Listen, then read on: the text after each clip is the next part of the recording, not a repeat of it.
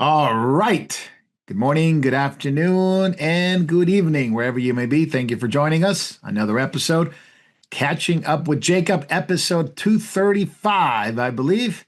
And I think it is. Yeah, I got it. Okay, good. I think I looked it up earlier.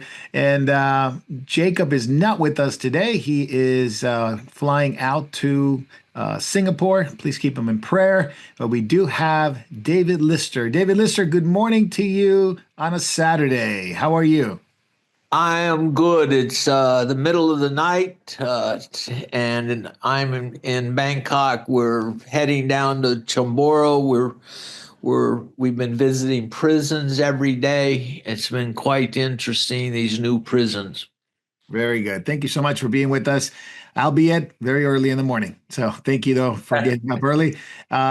Davey, also Saturday morning, probably no, probably a little bit later than Thailand, I believe, right, Davey? It is good morning, but it may be a little bit later for you. Yeah, it's a little later here. It's 5:48 a.m. here at the moment, Saturday morning. So yeah, yeah, David's well and truly up the earliest today. All right. Hey, David, you beat Davey today. This is unbelievable. We never had anybody beat Davey. That is just awesome. Well, thank you both for being here and early. Not so early for us. Jay is still sort of middle of the day here on a Friday in Southern California. How are you? Doing well. Good to be here, Marco.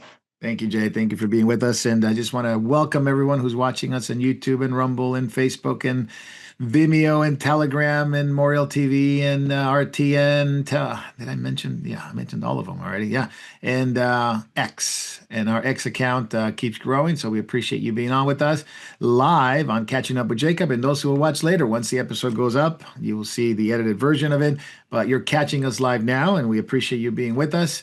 A couple of announcements before we get started.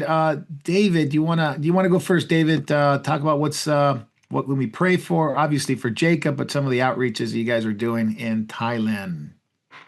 Yes, we've been visiting prisons. Scott Noble, who is our missionary over here, has been very active in getting us into prisons. And so we've gotten three new ones, and this next week we're going up to some more. It's interesting. One of the Thailand's biggest singers, named Low Society. Sorry, I got it backwards. But we were just at the prison where he was put in. He had a gun thing. So hopefully we'll get to see him when we come back in December. Because we actually used one of his songs, which he says he gave permission to use to reach people through the gospel because they know the tunes, but we changed the words, obviously. So we're having some good results there. And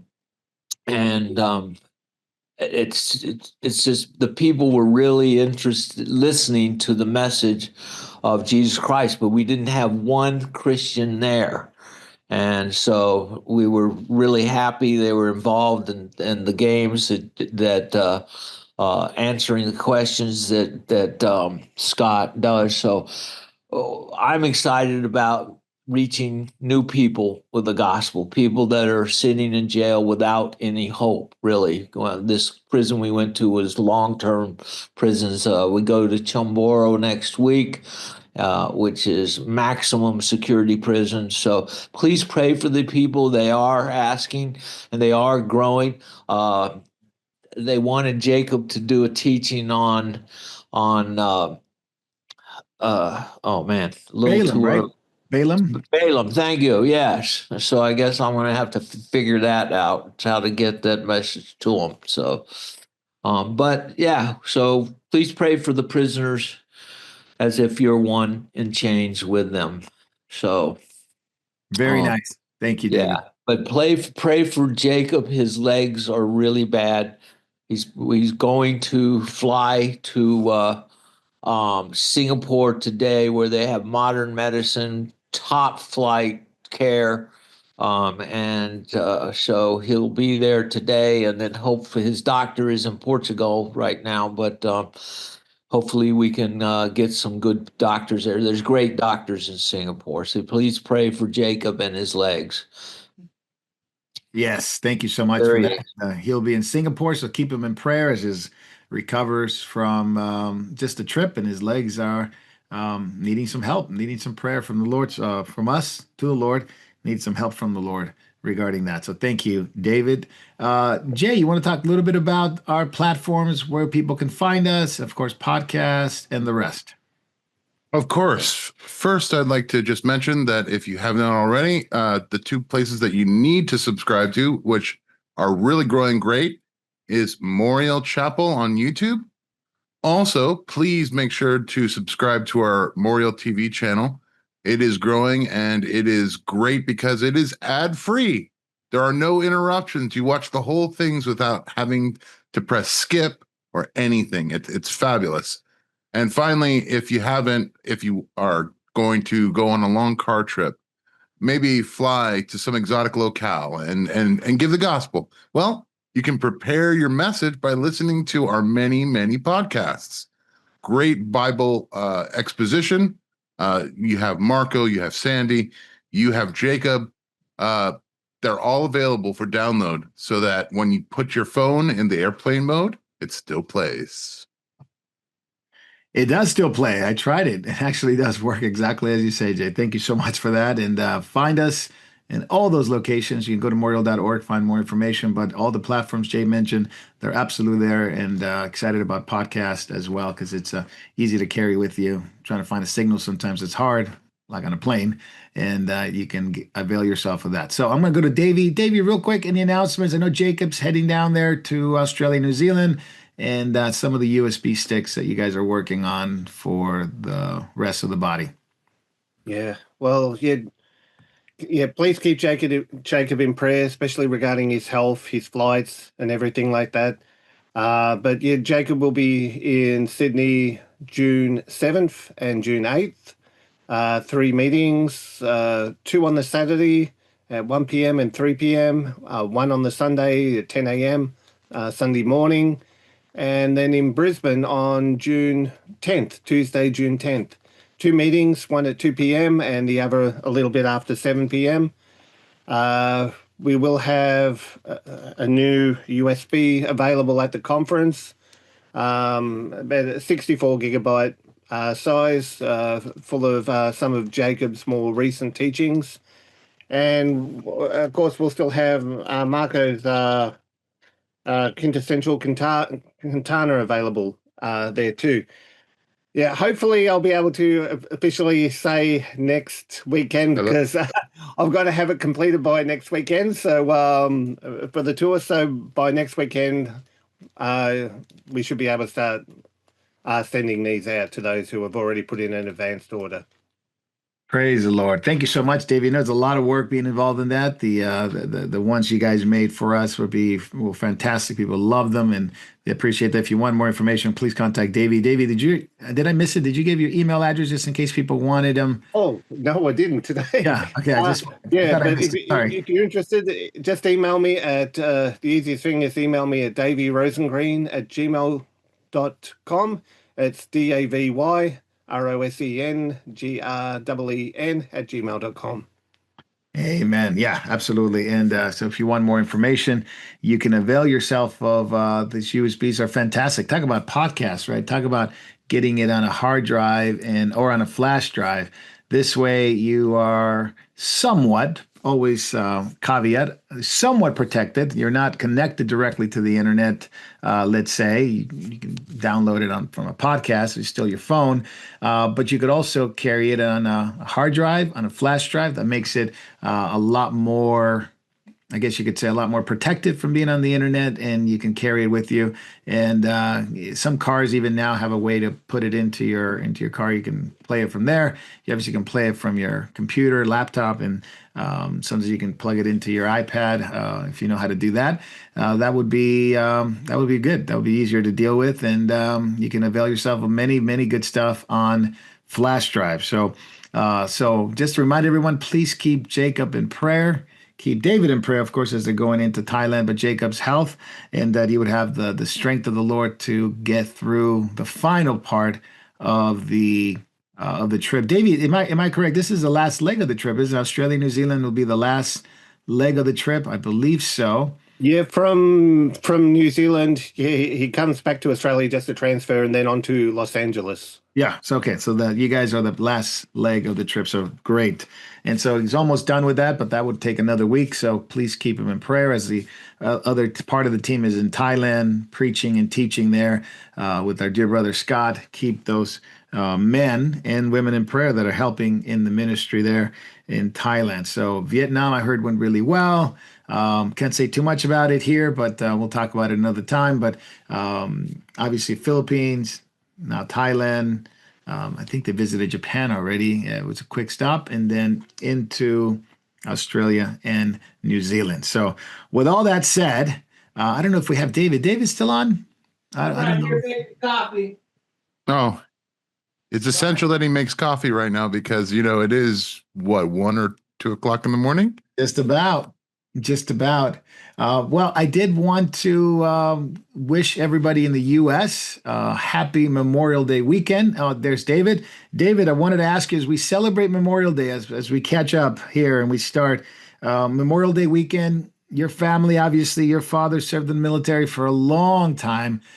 Just wanted to get your brief thoughts on Memorial Day weekend. Obviously, barbecues, friends, family, freedom were all bought and paid for by the blood in the lives of many men who gave their lives for the freedom that we enjoy here in America as Christians. We thank the Lord for the freedoms, but it wasn't cheap. It was bought with a tremendous price. And of course, as Christians, we're free from sin, but we love the fact that in our nation, we have the freedom so far that were paid by patriots that served this country and fought against evil. And your father was served the military for a long time. Just your thoughts on what Memorial Weekend means to you.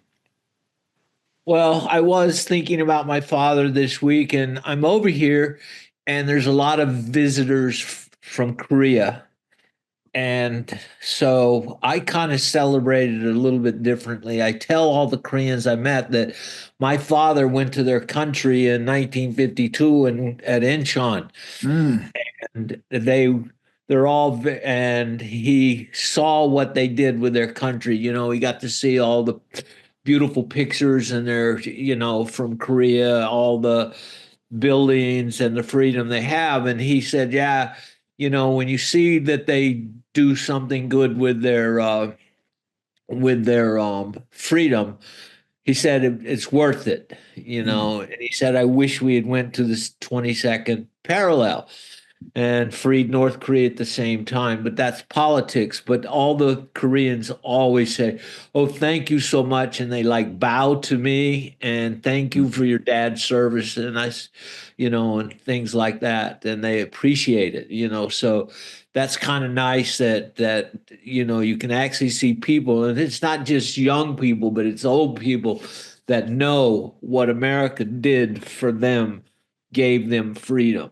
And mm. so that's like a really cool visual understanding that they do know they were bought with a price.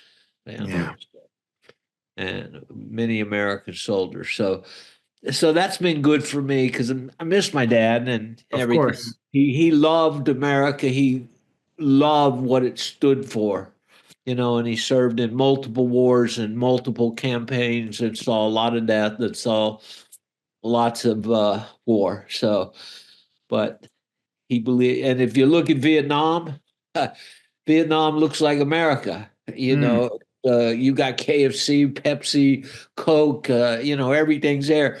And the Japanese people have a special relationship, believe it or not, with Americans, according to their prime minister, better than any in the world. Because they're like, if you go into the stores in Thailand, you go into the stores in all the others, you'll see a lot of products from Vietnam. So they're manufacturing a direct threat against China's rebranding of products. They actually produce products. They buy lots of cotton from Africa and produce that. A lot of flax they grow in their own country for linen.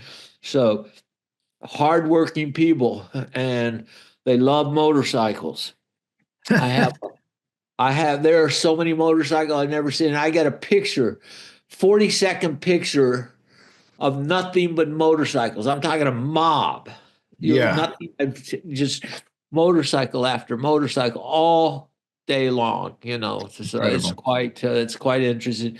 And so they're doing real well. From although that was a war that we lost, it was a political war, and we lost 50,000 men there, men and women, but the people don't think of the war; they think of the prosperity that they have, and what Jacob. We can't say a lot about up there, but they're actually having Christian growth up in North Vietnam, Praise the and Lord. they're having uh,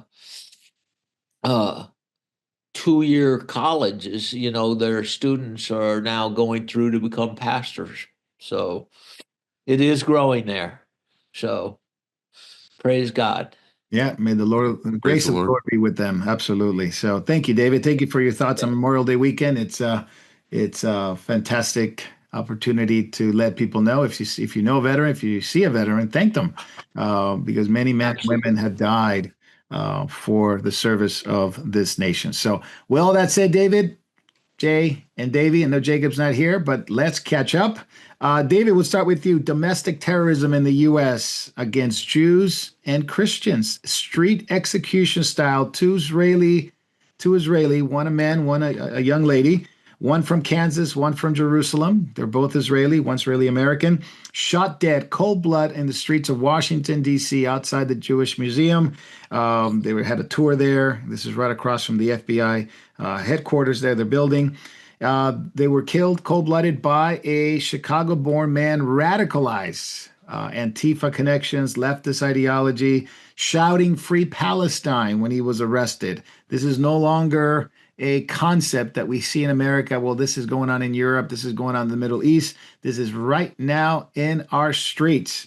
And nobody seems to be interested in providing any kind of stopping or deterrent toward this horrific event. So there were Israeli diplomats. They worked at the Israeli embassy in Washington, D.C. David, your thoughts? Yaron Lashinsky and Sarah Milgram are no longer with us. They were executed right outside the museum. What a tragedy. It is. And it's also reported that they were Messianic believers. Yeah, we're going to come back to that at the end. They Oh, definitely okay. were. Yeah, definitely were believers. And So they're not so with us, but in a better place. absolutely, Much they're better with the place. Lord. And But it's tragic that's left behind. This man, Rodriguez, not Elias sure. Rodriguez. Yeah. Yeah, it's terrible that this is happening, but persecution across the world is increasing, and now it's in America's face. This Palestine issue that has been fermenting, and the liberalism is supporting that on their campuses. Trump is trying to fight against the liberal mindset and trying to prevent some of this, but it's so deep rooted now. You're seeing people walking up and no problem killing and execution of people here in the United States. Uh, Elsewhere across the world, this is happening. And the message for Palestine is permeating the whole world. They're doing a great job. I think we talked about this well over a year ago, Marco, on how Yes. they believe this is their time. Yeah.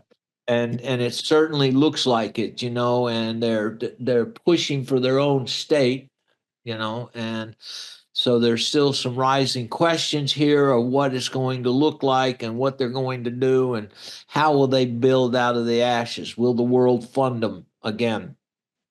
Yeah. I'm So going to go to Jay real quick. Jay, it is no longer a world problem. It's over there. And it was brought here and it was definitely fomented by the universities and what they did. But the Democrats and the left were very happy that it was just, well, what's a big deal? It's just freedom of speech, First Amendment. It's only on campuses. That's no longer the case. It's spilled now onto the streets. Your thoughts on that? Last year Qatar, and I'm just talking about Qatar. We're not talking about, that's not the biggest form of funding that the universities get. But last year, Qatar gave $4.7 billion to American universities. I want you to put that in context.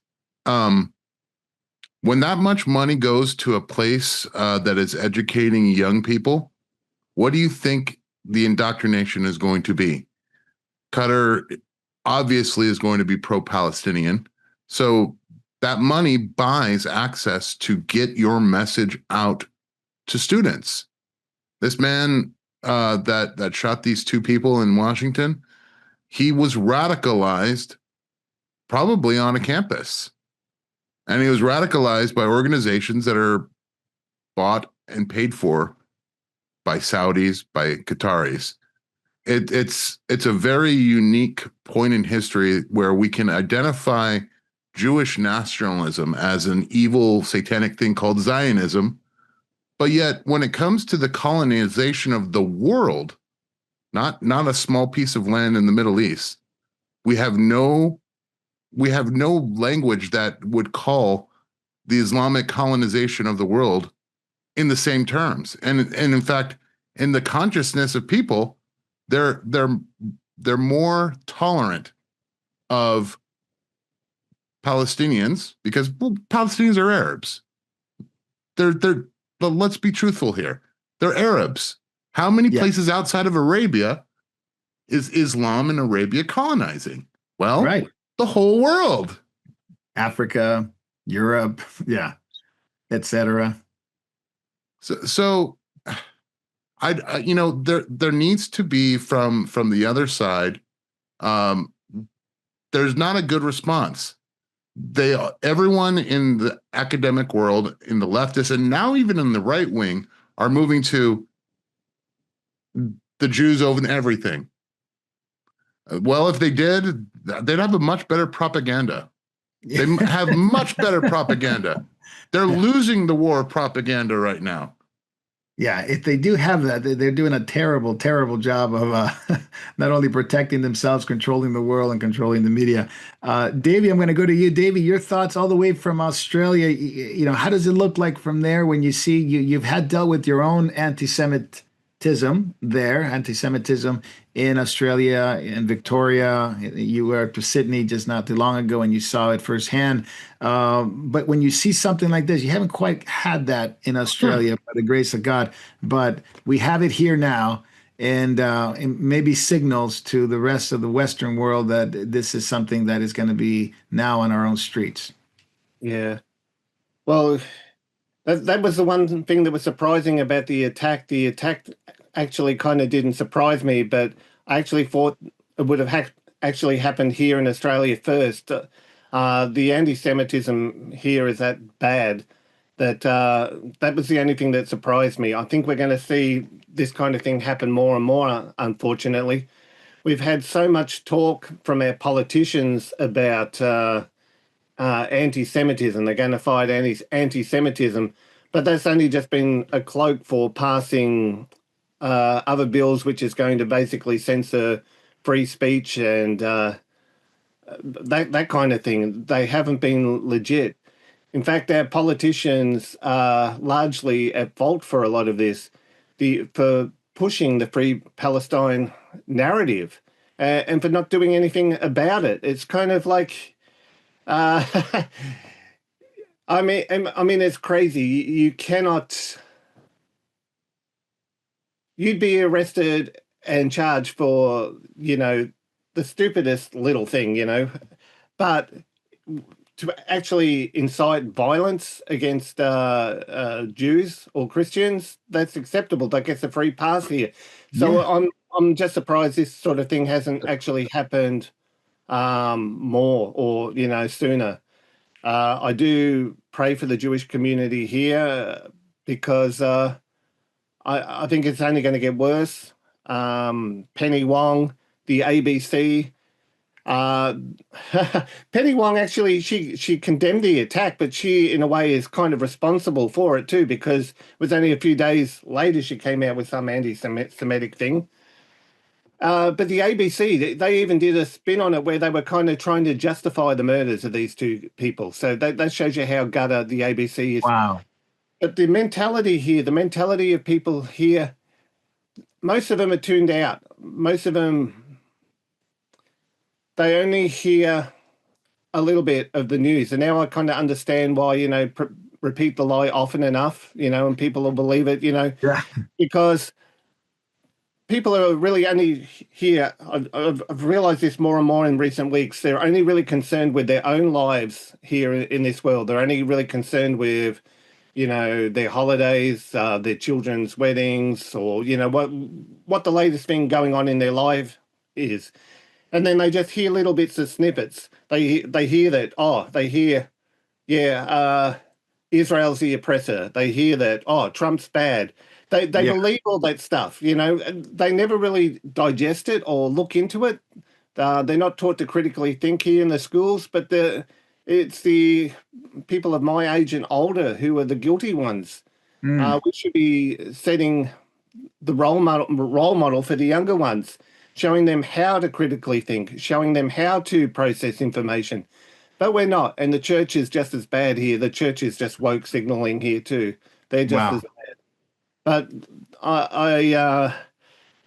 I'm just surprised this sort of thing didn't actually happen here first. I'm thankful it kind of didn't, but I mean I'm not happy with what happened either, and I think it should be a wake up call to all of us around the world. Yeah, Davey, I'm going to stay with you real quick. Davey, I'll stay with you because you mentioned the freedom of speech and all the regulations online. You should have seen the social media things that went off. I mean, the people were just going absolutely nuts on social media, cheering the killing, the murder of the two Israeli staffers.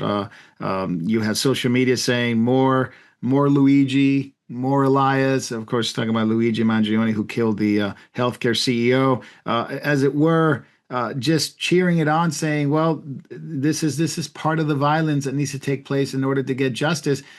But none of these social media posts are taken down or regulated. It just seems that as long as you have the right message, according to the tribunals, that AKA the society and the leftist ideology, as long as you have the right message, you can say whatever you want against Christians or against Jews, even if they are murdered.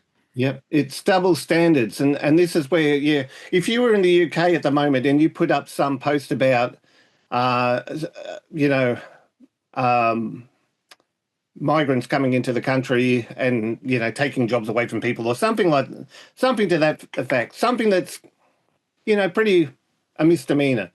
If you put something like that, I can guarantee you'd have the police on your doorstep within 24 hours. The post to be taken down.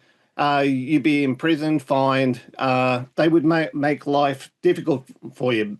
But if you praise the killing of two innocent people, um, that's acceptable. The governments are tolerating this, so the governments are guilty. The governments have blood on their hands. Mm. They are what do you call it? Accomplices. Accomplice. Really. Yeah, they're Yes. accomplices to this. Absolutely. David, I'm going to go back to you. And you mentioned earlier that they were believers. Obviously, this is an attack on Jews and Christians as well, because they were believers. Yaron was a believer in Jerusalem, his fellowship there. And by all means of people that knew him, he was a very strong, committed follower of Yeshua. And he was going to propose to his girlfriend, who Sarah, who had also a believer. I think she was born in Kansas, but Israeli family, and both not here on earth, but with the Lord. And what does that signal? At least signal to believers today. We sorrow, but not like those who have no hope, but also strong signal to believers, especially young Jewish believers who are targeted not only for being Jews, but for being Christians, but also the whole body of Christ, who unfortunately, this was a horrible thing to happen to the body. Even though people didn't know who Yaron was, he was basically a diplomat here in the United States, but lived in Israel. So your thoughts on that? We live in a place of sin and death, and our lives are uncertain from day to day, from accidents and disease, everything. And so people should not put stock in this world. Don't hold on to this place. Jacob said that many times. Don't hold on to this place because it is a place of sin and death. But be ready to go in every day. Have your life in order, your sin lifts straight up, and so it's so uncertain. These two beautiful people celebrating life, looking forward to children and the things, and then wiped out in a second of uncertainty. And so it is for all of us this way. And so my message was make sure that you know Jesus Christ and Him crucified and be ready at all times because you never know nowadays. So it is a reminder. And and when I heard that they were Christians, I heard first it was Jews, and I kind of mourned, and and I did warn that, oh no, these two young people. But then my mourning was not the same once I heard they were believers. And and I always think Stephen, when he was martyred, the scripture says that Jesus is sitting on the throne, but when Stephen sees him, he's standing up as if to greet the first Christian martyr. Yeah. And so here I'm one, and I wonder just to myself, I wonder if he still rises for Christian martyrs to welcome. Yeah. So obviously, as a martyrs, welcome, and they get a crown. The Bible tells us, Scripture tells us, get a crown. I'm going to go to Jay. Jay, real quick. The obviously the good news is that this man has been captured, although he yelled "Free, free Palestine" when he was captured. But he's been arrested, charged with murder by the new U.S. Attorney Jeanine Pirro, which many people are very happy that she's there because she is. Hopefully no nonsense, and they might even charge him with the death penalty if all goes through okay. Which obviously none of this is going to bring the two wonderful young people back, as David talked about. The FBI, it's on the case. Dan Bongino is on the case. He's got to make sure that justice is served. Right across the street from the FBI building is where they were shot and killed. You would think they would have been safe, but it looks like the FBI hasn't done its job recently. Your comments on this recent week, we found out a lot about the FBI and Bongino and Patel. Much of it very disappointing. Dan Bongino, the same Dan Bongino that told us that Epstein committed suicide. He's on the case. He's on the case. Yeah. Got to find out, and he's going to bring justice. Yeah, justice is the last thing that Bongino is going to do. I have to say this week for me was probably the most disappointing week I have ever seen as far as people who promise and then completely just do a 180. If he's on the case, you can expect more of these radicalizations to happen. You can expect more Christians, more Jews to be dead in the streets. You can expect the rhetoric to continue. And you can basically just go ahead and say, more children are going to be abused, because what we've seen from this FBI, I thought I heard Patel saying, I'm going to go in there and just do a wrecking ball to this, and we're going to completely rebuild it. No, it's more of the same of the usual. Oh, he looked straight in the face of a camera with Maria Bartolomeo right there and say, everything that I see in the file, Epstein committed suicide. Well, we might as well say everything. I looked at the file. Everything points to the fact that this guy was not radicalized by Islam and was not a leftist. You might as well say that. We're going to deny reality. And we're going to deny reality for what? For a narrative. And by the way, I'll take it one step further. It's even worse when you consider the Saudis, the Qataris. They're going to put more money in the United States, and that money gives access to radicalize more people to the Palestinian propaganda narrative. So the Qataris are they are Al Jazeera. Put it that way. They are Al Jazeera. It's pretty much one and the same. With all the money and propaganda, they control Al Jazeera. So yeah, you're right. You're right. Money buys access. And I can't help but think that when you have Dan Bongino and Kash Patel now making good money, they have a salary according to the U.S. government, but I can't help think that once you get into those halls of power, there's some payola there too, because the body language of that interview with Patel and with Bongino was horrendous. Mm. Jake, double agents or compromise, or maybe a third choice? Well, I mean, you and I have speculated in the past. Matt Getz would have been a far better choice than Kash Patel, I think. And I think he was held up because he would have been the wrecking ball. I think Patel was the safe choice. He was the candidate that they wanted. They complained. They protested too much, perhaps. But he's a lapdog. You can tell he's a lapdog because what did he say? Everything I read in the report. Well, I can make a report too, Mr. Patel. And my report would say a camera was off, the guards were conveniently asleep, and his cellmate was taken out of the frickin' cell. Is that all coincidence, sir? So what the report says, right? That's what the report says. I'm just reading it off the report. Jay, will there ever be a true Jack Ryan in America? Just like it's obviously we're talking about a movie, Patriot Games. But absolutely right. Will there ever be one like that will be like, you know what? Come what may, truth needs to be told. Well, I think I do have to say this. What I'm seeing from RFK is very hopeful. Yeah. What I'm seeing from RFK is a man that's standing up to the system and doesn't care the consequences. He's doing what seems to be right. But that's a drop in the bucket of complete slime that is our government from the top all the way down. I'm so disappointed.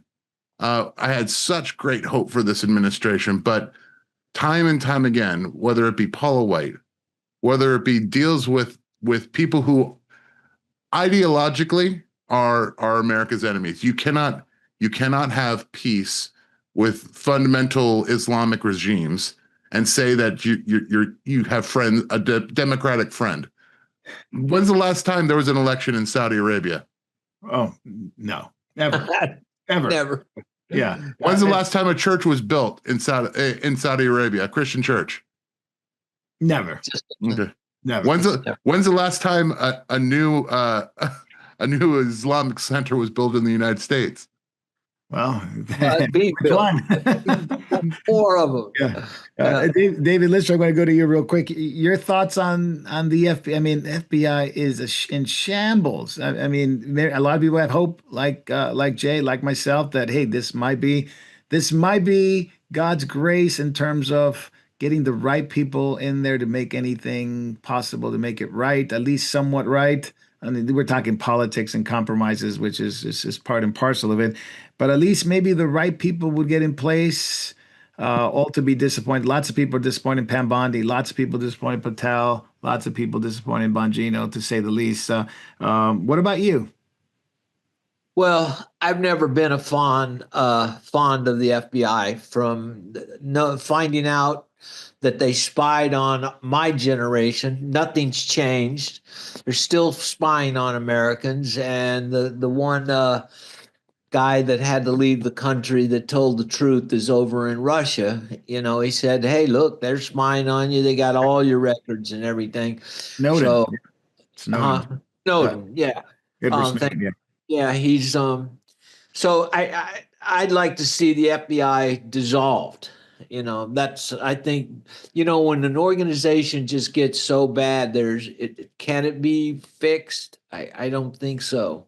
But then, when you look at Solomon saw his court system when he toured him was corrupt, but he never did remove anybody because he knew that if he removed people, they would be twice the son of the devil, because everybody knew it was corrupt. So it's just the world we live in. And we're always hopeful. We're Christians, we're always hopeful and wanting something better for this world. But we keep seeing this world is where it's headed, and it's running down, and the instability across the world, and when you read Matthew 24, when I think about from when I read it 50 years ago, oh, it wasn't so bad, But now when we're 50 years along, we're going, oh man, this stuff is not only becoming true, it's becoming truer and truer, and it's accelerating and things, and the birth pangs are getting stronger and the tremors are getting stronger. So yeah, I don't have much hope for the FBI. And they're going to continue to do what they were because the powers that be wanted to be able to spy on everybody. I'm seeing over here the WHO got refunded and the problems with it, wanting another pandemic. People are talking about pandemic over here more than anything. It's crazy. They want to shut everything down again. More status quo. Go ahead, Jay. If I could really just quickly, if I had to compare the FBI to maybe a biblical example, I would say that in the time of the Kings and the Chronicles, there were the high places. I would say that the FBI and the CIA are the high places. Oh, you're not talking about Bohemian Grove, are you? I'm talking. Well, yeah, I'm definitely. I'm making that connection. The high places where they gather to worship their foreign gods. Yeah, and did all kinds of sexual, activity and many miscreants there.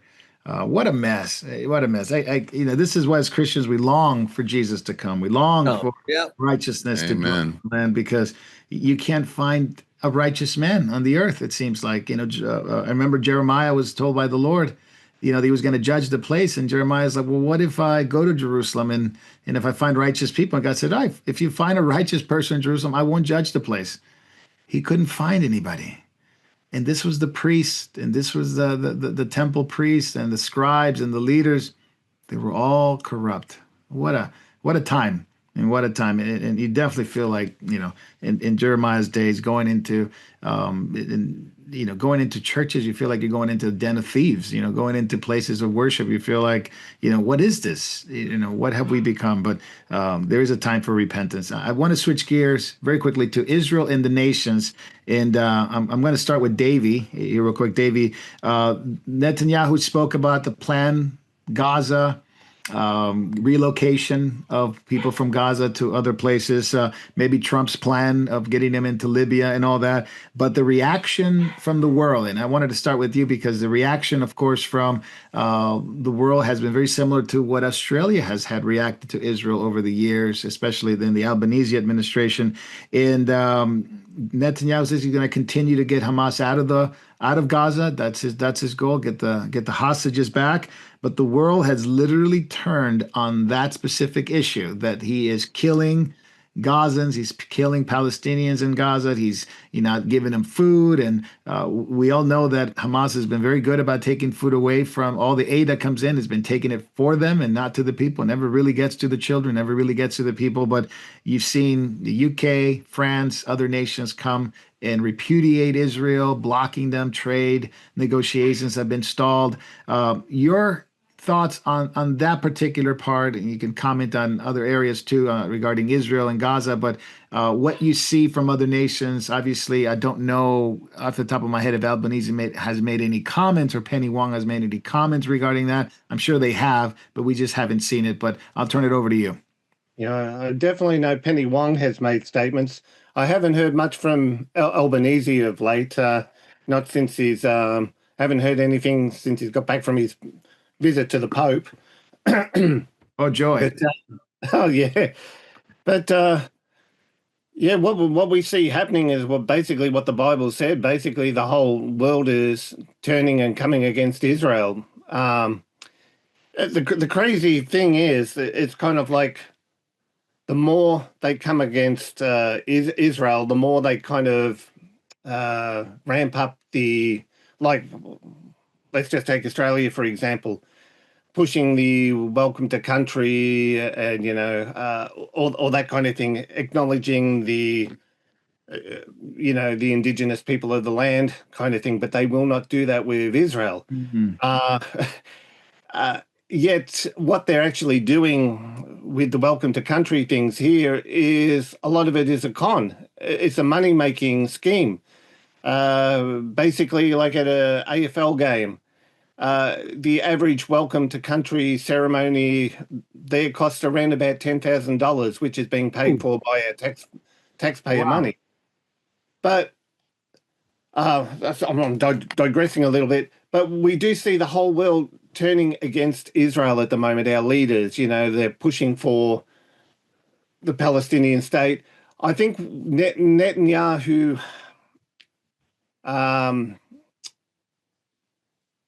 he's in a position where it's hard to please everyone, and I think he needs to think of what's best for his country.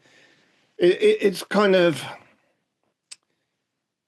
since October 7th, it's been really hard to fathom the fact that our media, our politicians have made excuses for the to justify the attacks, and they continue to spread the pro-Palestinian propaganda. Just this week, the ABC was reporting that fake reports of the number of people killed in Gaza. I think there was a report going around. I think there was something like 14,000 or something like that. It was a bogus report. It was a bogus report, but they were using that to justify the killings of these two people, in Washington. It's saying, 14,000 people died, so, what's two people basically, justifying it. Yeah.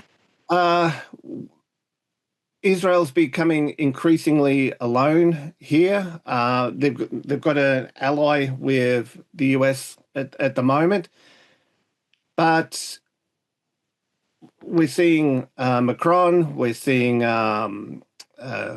Germany, we're seeing the EU, we're seeing Australia, all kind of coming against Israel, saying we've got to deal with this. We've got to deal with this. Urging for recognition of a Palestinian state or the formation of a Palestinian state, I don't like what I see happening. I see judgment coming upon our countries basically for doing this, God tells us he will bless those who bless thee and curse those who curse thee. And at the moment, we're aligning ourselves against God's people, both the Jews and Christians. And I do see judgment coming to our countries. The situation with Gaza, look, to be perfectly frank, I wish Israel, with the help of the US, would just go in, take it back. They gave up the land for peace. It didn't work. It's time for them basically to take it back. Boot Hamas out. Boot Hamas out. It's kind of like they've been given a chance for peace. They've shown they don't want peace. That's the reality of the situation. You need to deal with the reality of the situation. The fact that, the poor women and children are being murdered. Reason why they're being killed is Hamas. They don't value the lives of their women and children.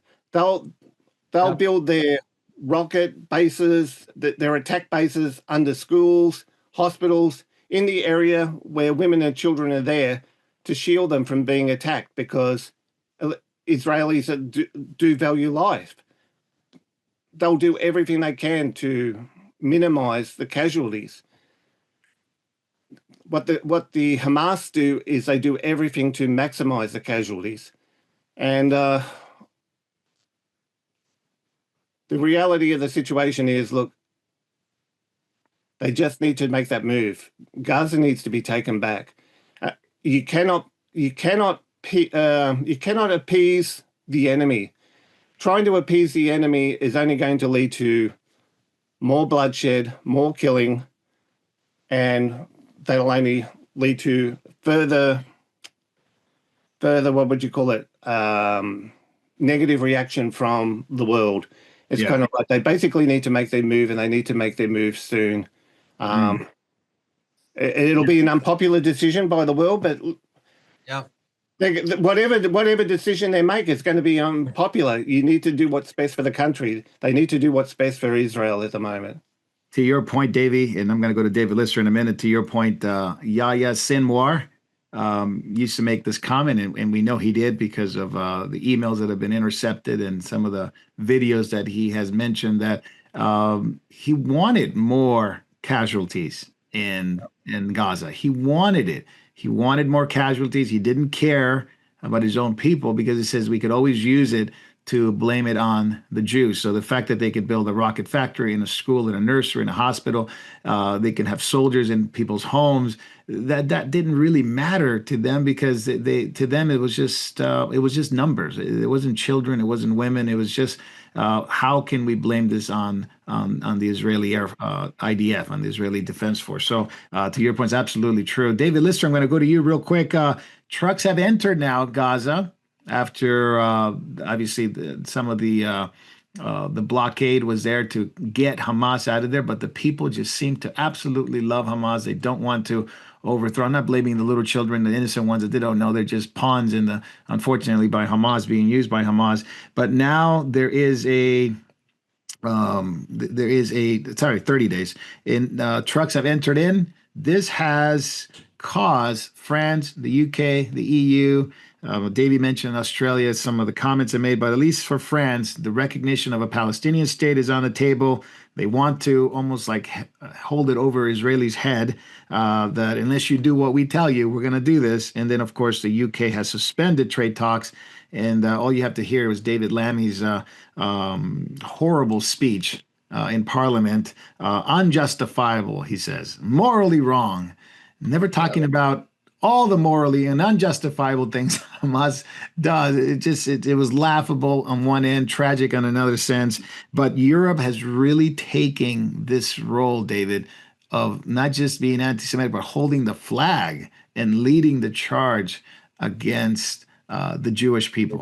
Real quick comment. So, Mr. Lammy, I seem to recall a conflict called, the Northern Ireland conflict. Yeah. Was the military action of the British unjustified in Northern Ireland? Because I seem to recall there was quite a bit of deaths of children and civilians. Horrible. But you guys should have just pulled out, right?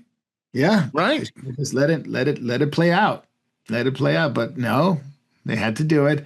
Very good point, Jay. David, your thoughts? Because Huckabee even came out, Ambassador Huckabee, Israel ambassador from the U.S., saying the European leaders are wrong for condemning Israel. You're wrong, and you're blaming the wrong perpetrator. Says you're missing the point of what this is all about.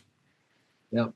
Well, what we're seeing is the world is being turned over to a evil conscience.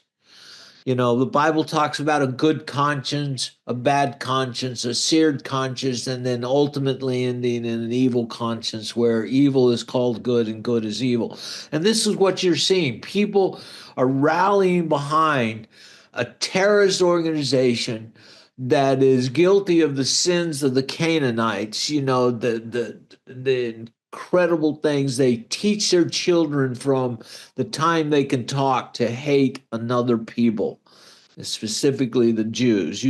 And there's no denying this. There's videos out there of these children and in schools and everything being, little girls. I want to have babies soon so that my sons will grow up to kill Jews, out of their mouths. And so you've got this cancer. Mm-hmm. And they're saying, well, maybe we could remove them from Gaza. Well, okay, you got this living cancer, and so let's take it out of Gaza. No matter where you put this tumor, it's going to grow there. You know what I mean? There's no winning with this. There's only, I know it's crazy to think this, there's only either total destruction of Hamas, but that means every man, woman, and child, which the world will not accept. And because the world has gone into supporting evil, wherever you look, from South Africa, from the Middle East, evil is being supported. Even here how does a man who is shown killing another man on television be worshipped as a hero? Yeah. Mangione. Andreoni, yeah. And they're gonna make a movie about him, David. The movie's in the How how has the world reached this state? Mm, Marco, how has it gotten so that good is evil and evil is good? And yeah. and there's no voice crying. Yeah. In the wilderness. No truth. Yeah. No truth. True. I was thinking for all those ones, crying about, oh, the poor children, who've been, killed in Gaza and all the rest of it, they go on about the children being killed. Usually they're the most pro-abortion people possible. In fact, they're, the ones in New South Wales have just passed the most radical, abortion laws kind of ever we've seen here, So it's kind of like if they really love and care about children, why don't they start by championing for, the unborn children, fight for their lives? Davey, how dare you? Those aren't children. They're just fetuses. They're not real people. The Gazans, yeah, blobs of cells. They're not real breathing children outside the womb. Well, they're talking right up to birth here at the moment, and even if they're even if they're born here, basically they're left to die on the floor if they're unwanted. Yeah, a woman can have a baby aborted during childbirth if she so chooses. the world is worshiping at the foot of Moloch worldwide, and children. And here, even in the United States, more federal dollars this year are going to the abortion, Planned Parenthood, than at any time before. And abortions are still being carried out here in America. Shame on us. Shame on America. Look, no, Jesus got to come to clean this place up. It's terrible. Yeah, I mean, they talk about how they don't, the Israelis are killing women and children, and what about that pregnant woman that was killed in the West Bank? As an Israeli woman killed in the West Bank. She was pregnant. I think she was 9 months pregnant or something like that. So I think the baby survived, but it's no one talks about that. No one relates to that, even though it is a life. It's a baby's life. But Davey, I'm going to go to you real quick. UK, Canada, France, ideologically alongside the EU, the rest of the EU are looking at this and they're lining themselves up. Canada, of course, here in the West has more to do with the EU than anybody else. You think Australia's going to go down the road of trade talk negotiations with Israel, go the way of Europe, or are they going to stand still and not maybe not take a stance with Trump, but maybe not at all? Okay, look at from what I imagine, I think Australia is definitely going to go the way of Europe and all the rest of it. I did notice while Elbow was over there in Rome at the Pope's inauguration, he was busy chatting up Keir Starmer and Zelensky, and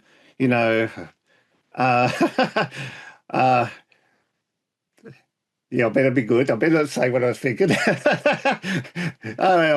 Yeah, but you might be able to imagine where I was going with that. But yeah, look, I think they're definitely going to do everything they can to fight against Trump's tariffs. They're definitely going to do everything they can to yeah, they really want this Palestinian state. They're going to come against Israel.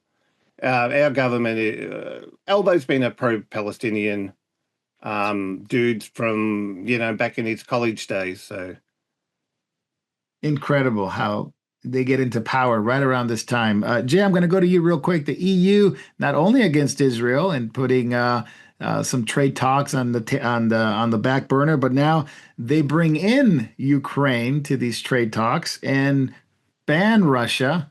More money for Ukraine, along with, by the way, Canada also approved just billions toward Ukraine. New sanctions on Russia, but this is all uncoupled from the U.S. negotiations with Israel and U.S. negotiations with Russia and Ukraine, trying to make a peace deal. We all know about Trump's 2-hour conversation with Putin. Didn't bring a lot of fruit, but nonetheless, the U.S. is sort of being removed out of the equation. Does the EU have any gravitas to kind of implement their own plan? They got enough problems on their own, but they seem to want to navigate this course by themselves. Well, I think they are still thinking that Europe is the center and the leader of the world. Unfortunately, I think the leaders of the world are the people who buy Europe rather than Europe itself, unfortunately. Ooh.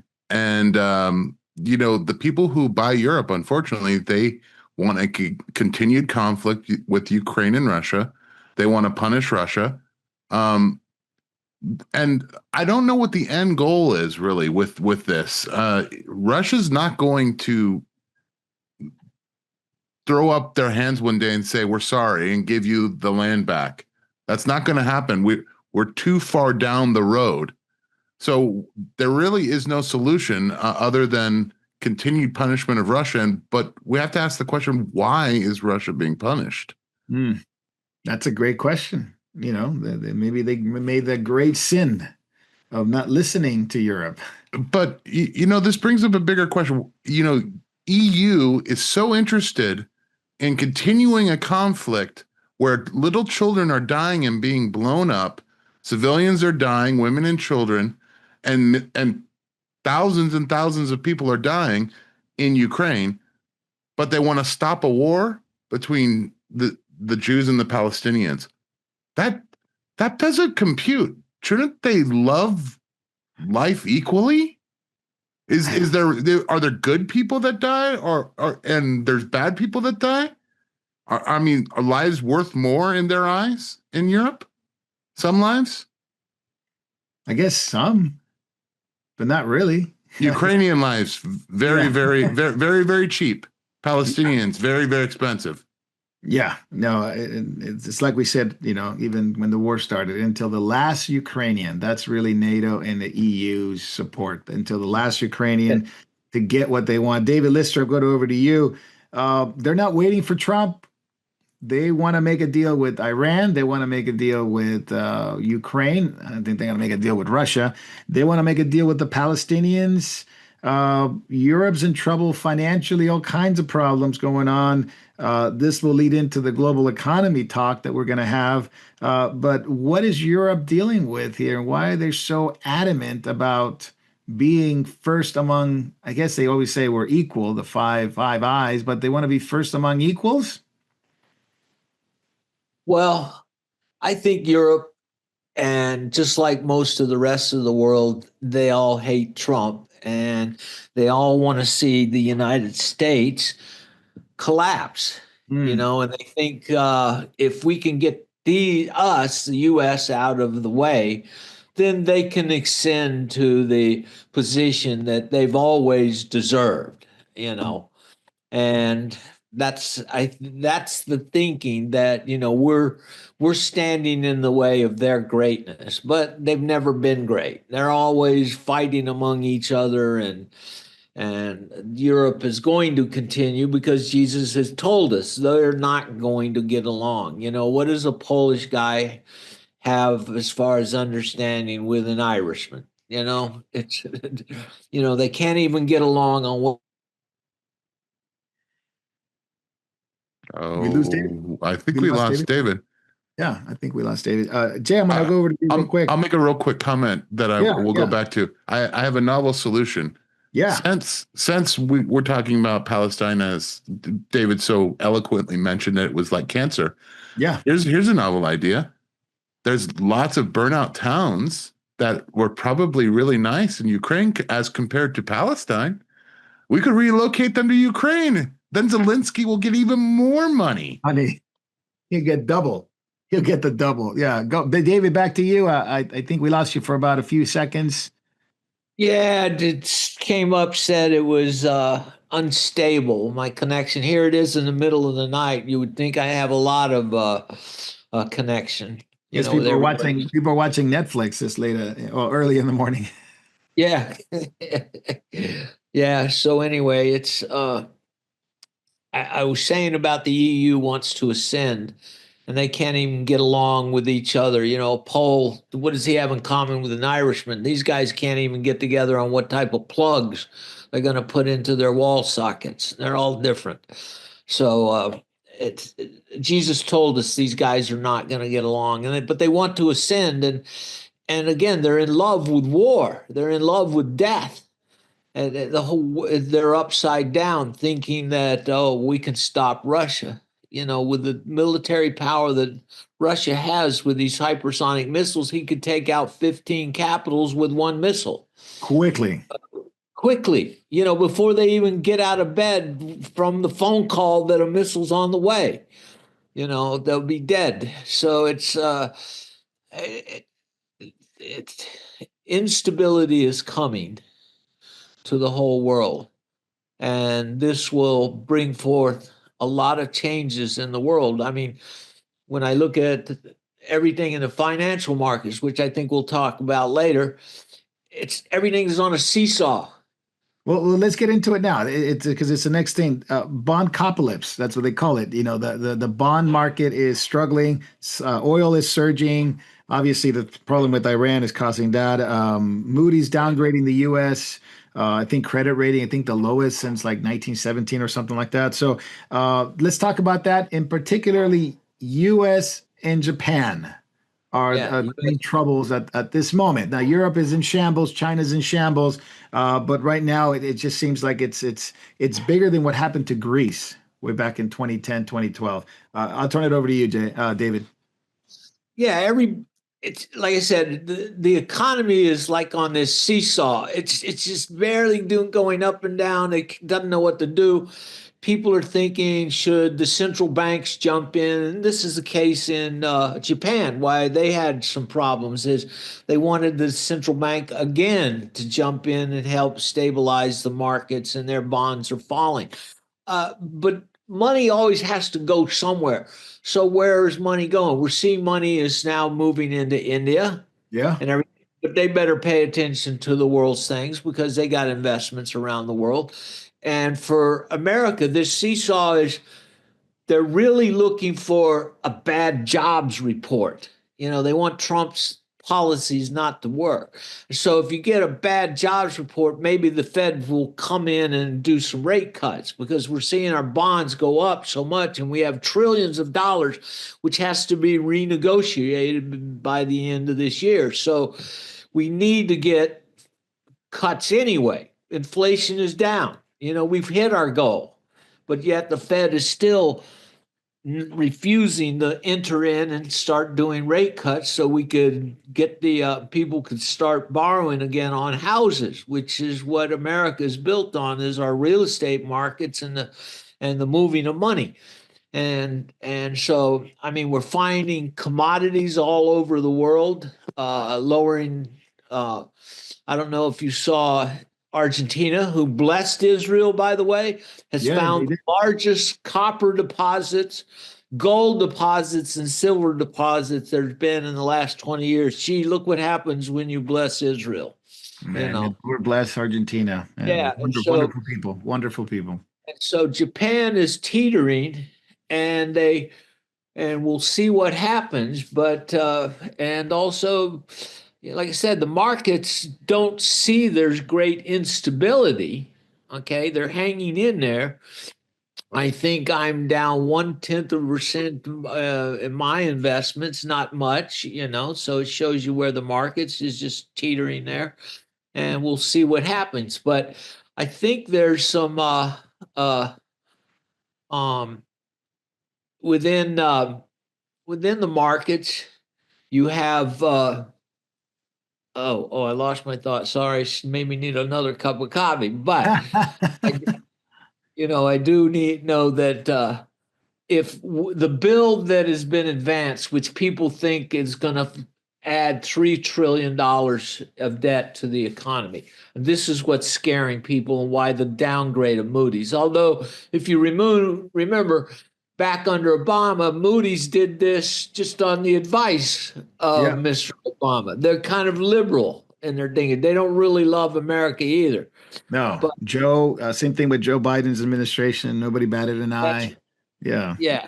Yeah, nobody mentions that he put $2 or $3 on our backs too, with that whip inflation now.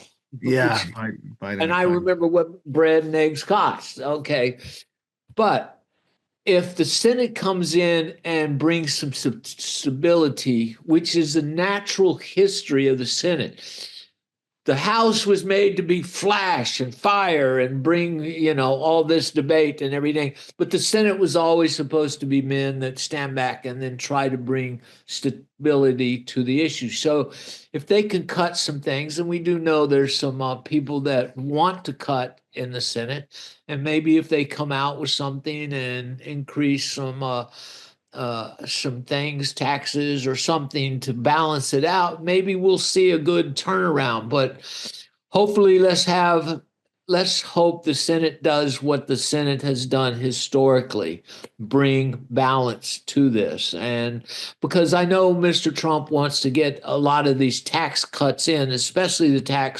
Trump tax cuts finalized, plus the tax on tips. And if you remember, it passed the Senate 100 to nothing. I don't know if you guys saw Ted Cruz's bill. He passed no tax on tips, and every Democrat voted for it. So that's a nice tip on a nice cut for the people on the lower end, but it'll have to be codified in the House of Reps and get onto Mr. Trump's desk. So, David, I'll stay with you real quick, but the problem really is debt, isn't it? The U.S., yes. the UK, China, Japan borrowed a lot of money the last 5 years, a lot of money. So they have to sell bonds to recover this, and not a lot of people want to touch the debt right now. So do you see it getting worse on the bond market? Because that literally is the sort of the tip of the spear when it comes to economic resolutions. Country bonds have been are being downgraded, and people are very leery of them because of this. But remember, money's got to go somewhere. So where is it going? Like I said, some is going into India, some is going into other countries that have good growth, but also corporate bonds, because you got corporations making good money. And still, this last quarter, the reports, people were still making money. So there's corporate bonds, and so money can go in there, and they're paying decent rates and having some good stability and good credit ratings. I have a few in some corporate bonds, and so it's you have to do that sometimes, and worldwide, there's corporations are making money, so. Uh, it's going to just keep moving. So let's pray that the Senate downgrades some of the debt, finds a way to work with it, and everybody is worried about this bill in the House touched the third rail for Medicare. And we're blowing up because all us seniors are afraid they're going to take away our Medicare. But if you read the bills, they're trying to take away the fraud in Medicare, like Fraud in Medicare, yeah. $2.7 trillion last year sent overseas for Medicare, which is illegal. You cut that one aspect of it out. There's the 3 trillion. No, so let's fix the fraud. Oh no, we don't want to do that, man. We got to keep the bad money flowing. Yeah, because somebody's getting paid for that for sure. I'm going to go over to Jay real quick. Jay, one guy that was trying to fix the economy in his own country, Cyril Ramaphosa from South Africa. He was just here. He was just here talking about economic talks and trying to get robust strategic escalation of capital investment into South Africa and all this stuff because they're very connected to the BRICS, very connected to the EU, and trying to shape that global power that they maybe once were, not were. We can make a case of they have gold, they have some resources, but it literally turned into, let's talk about what's going on in your country, President Ramaphosa.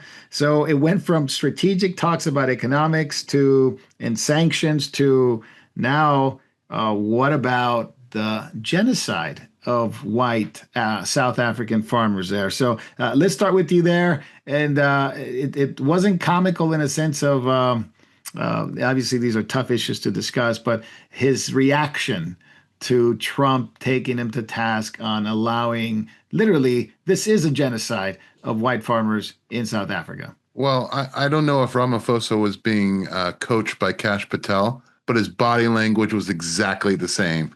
What are you talking about? Of course there's no death of white South African farmers in my country. We're a beautiful democracy where everybody lives in peace and harmony. It's a utopian society filled with economic, prosperity. Of course. Again, what is he interested in? He's interested in money. Money. Why does he need money? Why isn't the economy of a major gold producer, a major diamond producer, huge? Why is it failing? Could it be that there's an exodus of people trying to get out of South Africa? In fact, we had our first few refugees come to the United States, and everybody was up in arms. How dare you bring in the wrong color people, refugees into this country? And I guess they were more patriotic than most people that I've seen, Hispanics or other races coming into the country while they waved their own flag and coming into the United States. These white South African farmers are very humble, very grateful, very gracious to the country, waving American flags and wanting to go forward and make this their new country. They're very, very different than what I've seen. And if they apply the same work ethic that they did in South Africa here, they'll be very successful. And that they will be a boost to the American economy like you'll never see. And as far as I'm concerned, they are the right refugees. They're literally under the pain of death. They're not economic refugees. There is headhunting of specific people in South Africa. I guess the comical part about all this is Trump, he's denying, Ramaphosa is denying no, this is just made up stuff. And he said, well, let's go to the video. And he literally had a video set up, ready to go. Dim the lights, please. And he had to watch this video of, oh my goodness, the chanting of kill the Boer, basically kill the white farmer. The crosses that are laid out across the field, and many other politicians talking about giving, in a sense, active members of parliament, by the way, in South Africa, fanning the flames of going after white farmers. So this was, this is not an isolated incident. I don't know how Ramaphosa was trying to get away from that, but he said it out loud. He's like, I don't have a plane to give you. That was a shot. That's called parting shot. Yes, yeah. When you're done, you gotta get a shot in, right? And of course, the media outlets immediately accused Trump of pushing fake. But David Lister, we know that this is not all fake. No. We know from brothers and sisters in South Africa, Moriel, South Africa, that the targeting of white South Africans has ramped up over the years. And many farmers, there have been many documentaries made. There was one Canadian filmmaker that she did a really good job of, I forget her name. Jay, do you know off the top of your head? I will look it up. Lauren Southern. Yes. Lauren Southern, yeah. And in terms of how she's on the ground dealing with that. So David Lister, we know this is not all fake news. There may be some discussion of how much it is, but definitely it is happening, and we know that from believers that are on the ground floor there. Broken promises, broken land. Many South Africans I met outside of South Africa that weep over what has happened to their country. But you've been there, many people from there. Your thoughts? Well, this is a continuation of what happened in Zimbabwe when Mugabe took over. He said, I want to de-white. Well, he didn't use that term, but he wanted to de-white Zimbabwe. He wanted to get rid of them all. And if you remember, he even ate a few whites. It was reported. So he did that, how did he do it? He went after the farmers, promising the Zimbabwe fed Africa, and they had all these giant farms that were run and were making money and feeding and making Zimbabwe rich. Well, the thing is that he promised all the land to the poor, and he was able to rally that. And so this is now being repeated in South Africa. And I remember personally a couple I met on an Israel tour from Zimbabwe, and I would call them every week, a couple weeks, and encourage them, hang in there, because they wanted to stay in the land. They were actually trying to teach those people that were working with them how to farm, and not just farm, but how to farm and to what to do. And but one day I called and the phone just rang and rang, and there's always somebody at the house because you got to stay at the house to protect the house, and that was unusual. There was no ring. And I called a week later and nothing. And I've never been that they would have contacted me via email or phone or something, but now they're gone. But they were believers. And the same thing is happening here is they're getting rid of the white farmers. And I know Trump kind of misspoke, but it was truth what he was saying. These crosses represent the death of at least 1,000 farmers. Okay. And they do have a burial site. They weren't buried on that road, but this is a memorial, much like here in America. Your son, your daughter, your family dies, and they put some crosses there.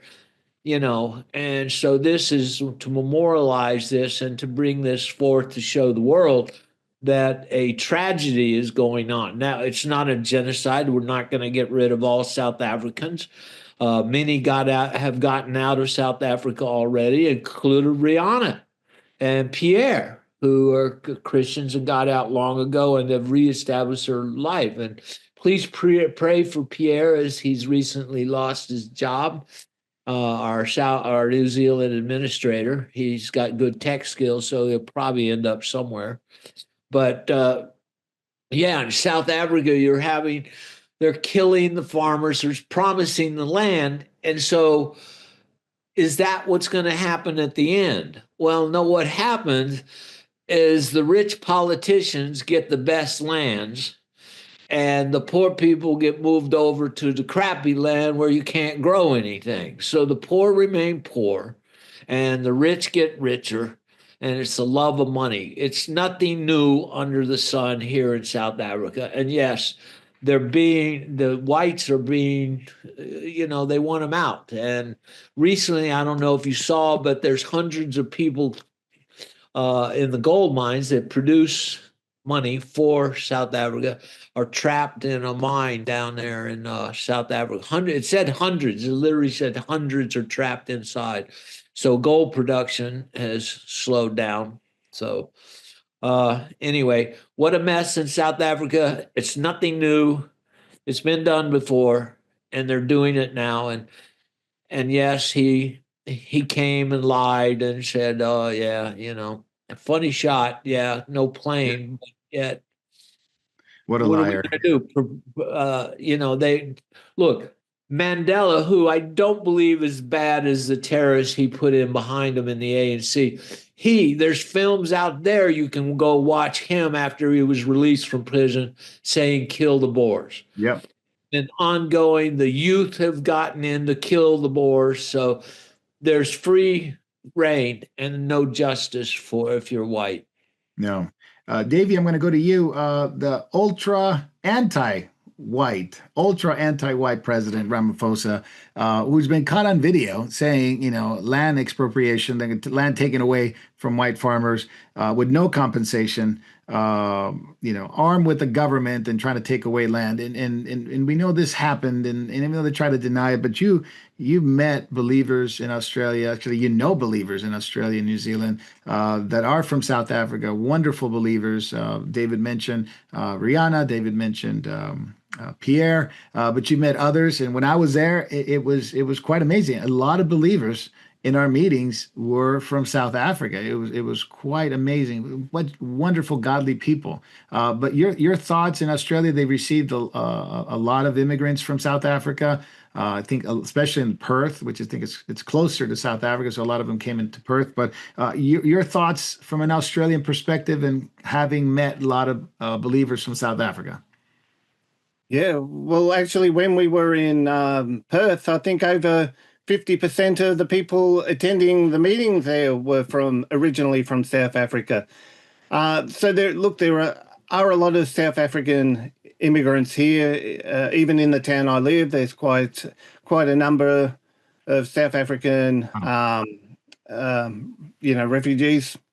Oh well, they've come here to get away from what's going on over there. Basically, they saw the writing on the wall. They knew it was time to get out.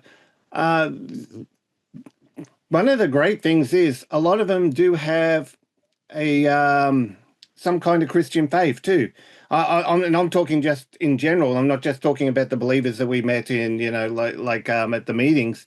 I'm talking at the South African people here in town. A lot of them do have a professing faith in Christ. Praise the Lord. Yeah, sometimes that can be a little bit convoluted. It can be a little bit mixed up. I'm just going by the ones I kind of know here in town. But look, there's some great solid believers amongst the people that we know, from South Africa. Yeah, what's been going on there is a real genocide, and it's one that the media doesn't want to talk about or wants to sweep under the rug.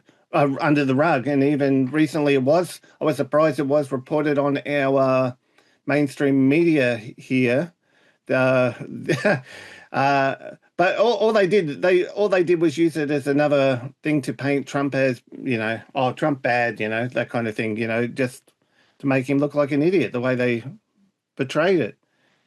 But what's going on there is heartbreaking, and we do know believers in South Africa. We've had people from South Africa write and request the USBs with the teachings. Praise the and Lord. Trying to send them to them has been a difficult thing. In many cases, a lot of them don't have a postal service. We did send one. It never to one lady. It never arrived. Thank you to Mike and David in the UK who came up with the download link. So if you are in South Africa or a place where you don't have postal service and you are wanting to get hold of Marco's teachings or Jacob's teachings, please email me and we can send you the link where you can download the teachings and that. But the conditions over there have been shocking, absolutely shocking. And actually, one lady, she actually had to wait till she went to the UK. She went there for work for about 8 weeks. So we made arrangements to have a USB sent to her while she was there. But what is going on there? Yeah, please keep the believers in prayer there. And most of them are very isolated, have very little fellowship one with another. Thank you so much, David, for that. I'm going to go to David Lister real quick. David, I'm going to switch gears, but one final thought about South Africa before we switch gears is you've seen the gospel there. A lot of believers that were there. A lot of believers have left. A lot of false teaching that was propagated, unfortunately, by South African false teachers. This is not necessarily blaming the believers there, but the false teachers there. Yeah, and among others, right? But what do you think I mean, we should bring Mike on, and then I'm just thinking about Mike Benatti, and maybe we should bring him on and talk about this on another session. But what do you think it's the future there for South African believers, the church there, the believers there, when you see all, not only the economic problems, the social problems, racial problems, but even the own government doesn't really care for the believers or the white farmers. So what do you think? For me, I see a future of increasing persecution. By the way, James and Marco, I just sent you an email from Jacob. You might want to take a quick look at it. Um, things are what you're seeing there and what we're seeing in the rest of the world is increasing persecution of believers. It's against Jews and it's against believers. And because we're believers and we live in a country where persecution is not as bad, okay? It's things are it hadn't hit us totally that this persecution is rising. This persecution is coming. We have righteousness and God is protecting us for now, but there is a time where we know that Jesus said there will be increased persecution, there will be increased deception, there will be increased apostasy. So people better, get back and make sure they're right with the Lord, because it is rising. While we have someone like Mr. Trump right now is strong enough to hold back the tide, but he's just a man. He's pro-Jew, pro-Christian, but he's still trying to reshape the world in the way of money, money diplomacy, not necessarily diplomacy from strength, but diplomacy and money. That's why Qatar, Saudi Arabia, and all this, which is a good way to do things, but you're bringing a bigger infection into like Jay talked about. You can bring in Saudi and all this money in, but they have to, they're also importing the religion. So, and it's a dangerous thing because you have freedom of religion here, but Islamic invasion is it's subtle, and then it's too late, So it's coming, Marco. It's coming. Yeah, and sticking with that, David, the reality of where South Africa is, a lot of it stems from the fact that the U.S. was very unwilling during the Obama administration for 8 years, during the Biden administration for 4 years, unwilling to lift a finger to try to deal with the South African issue, which was coming, and they were very problematic at the time those two administrations were there. I think Trump's the only one that's been like, let's bring the refugees in, let's get these people out of there because it's not going well. And we know now regarding cover-ups, right? Covering up in South Africa, the cover-ups here have been just as equally bad. The media covered the mental capacity of Biden. Now they've covered the fact that he has prostate cancer, high level, by the way, high level, score of 9, and has metastasized into his bones. I wanted to get your thoughts on that because it's one cover up after the other. We don't know who was signing the executive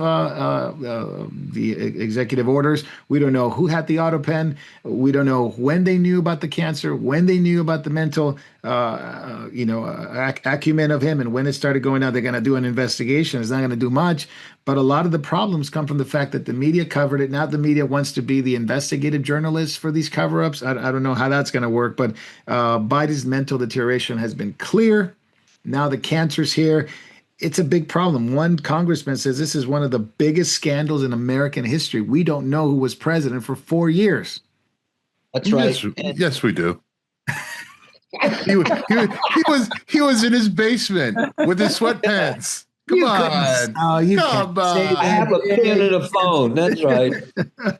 Yeah. It is terrible. Jay's right, but the fact that how can this just be swept under the rug, David? I mean, try to untangle this. Well, let me do it in 2 words: Operation Paperclip. All right. Money buys lots of stuff, and the media has been bought off before Walter Cronkite, and it's a tool of the CIA to form policy that it wants. And so media gets checks. And then also there's a pretty interesting site out there. It's got word of the day. It's called Word for the Day. It's the word that the Democrats send out to all the to the media, and every place where you see across the United States, hundreds of TV stations. Yesterday, the word was ambushed. Oh, For Ramaphosa, Trump Yeah. ambushed him. Ambushed him. Yeah. Yeah, so exposing one's crime is now an ambush, so we see they're bought off. They're going to continue buying this off because they believe that they have an evil conscience, just like the people that are buying them off. And they don't. I mean, look, the videos are out there of Peter Ducey confronting at least 7 times that I can remember Biden's mental capacity. But they just, no, he's fine. He's sharp as a tack, maybe one of them tacks that's been beat down, after you step on it, so it's that type. They'll never admit this. And if they're going to investigate it, David, they meant Tic Tac, Jay, not you tack. could write that report right now. But we know the results. Yeah, it was just the last few days, that this caught up with him. But I do know of a man who died of prostate cancer, and it was wickedly bad. Screams throughout the night because of the pain and the inability of the narcotics to stop. Yeah. And so, but never be surprised when punishment comes upon the wicked. Scriptures tell us, it overtakes them. And, look, we all know that God will bring justice, but we usually as humans want it now, but we do know there's an ultimate end for them. And the wheels of justice from the Lord never stop. They might be slow, but they grind. They grind. You just reminded me of something too, David. I don't delight in this, but didn't Biden make the claims that he was going to cure cancer a number of times? Yeah, he wanted it because, look, his favorite son, his son that he really loved, who seemed to be a good man. I mean, I don't know the inside. He served in the military thing. Oh, yeah. May have had a career that would have brought him into politics. And so, of course, when he died, a piece of Biden went with his son, which was natural because it's not natural for a father to bury a son. And so, but anyway, Biden is going to be suffering greatly, here. And it's not that I'm taking any joy in it. I would rather see him repent, but I don't know if it's possible. But the press all knew it. They want to cover it up. They want to be able to have their reputation intact. And so that's the whole thing of saying we didn't see it, but yet we know from the internet, everybody knew it outright. And it was only when they get these masks made out of money put in front of them, and they're not rose colored, they're money colored. And then that's how they didn't see. If you really want to see a circus, have the FBI investigate if there was collusion between the White House and the media. And talk about that would be amazing. Jay, I'm going to stay with you, Jay. The book that is going to supposedly blow the lid off this by the best reporter we have, Jake Tapper, the best reporter in the world. Jake Tapper is going to unleash. And his book is called, now listen to this, Original Sin. That's what the book is called, Original Sin, the cover-up and the disastrous choice to run again. What a world when you have, Jay, the Operation Mockingbird mean anything to you? Yeah, it means a lot. Mockingbird definitely does. It's funny. It's Original Sin. Jake Tapper, did you eat the fruit? Do you have knowledge of good and evil finally? Did you suddenly come to the knowledge that it is good to expose the truth? Because you've been paid to tell lies all your life, it seems. It's Operation Mockingbird is it's propaganda. When we talk about network media, when we talk about Hollywood, it is all propaganda. It is all social engineering. We've heard of geoengineering. We've heard of weather engineering. There's also social engineering. and you can see social engineering. You can see it on both the right and the left. I'm not going to say that the right is always, not engineered and they're independent thinkers. That's not true. And I'm not going to say that the left are that either. For the most part, you can see social engineering very well in when you have someone who's rampant. Perfect example is kind of going back to Kash Patel. When you can say with a straight face, well, everybody else in the world knows that it's a lie, and you can say it, and a number of people will pick that up and say, see, this is the truth. Let's go back to a few years ago, 2020. You know what? 2 weeks, and we'll go ahead and get that curve down. That's the Operation Mockingbird. That's what they did with Biden. It's the same as with the jab. It's like, oh no. This is going to be beneficial to have a president as smart and as brilliant and with an IQ like Joe Biden. Meanwhile, if you're drinking that Kool-Aid, you're getting double vexed, basically. You know what the sad part about the Jake Tapper situation? He's Jewish, but he doesn't lift a finger with the media, weight that he has. He's well known. I don't want to call him a journalist, but let's say he's well known media personality. He doesn't lift a finger for the Jewish cause or Israel. He is again on the liberal side, on the left side, who cares nothing really about his own people, his own ancestry, and it is a sad thing to see. That's the reality.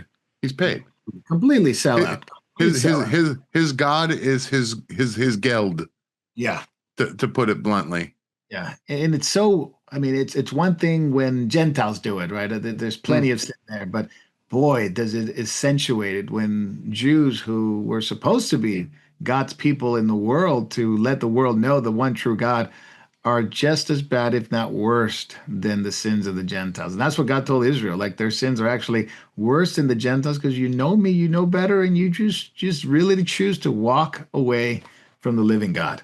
When I think about Jake Tapper, I think about the original Judah, the son of Jacob Judah, where it's, here, give me 20 pieces of silver. Here's Joseph. I'll sell him out. Yep, sell him right out. And that's the same thing Jake Tapper does every week when he is on the air. He sells out.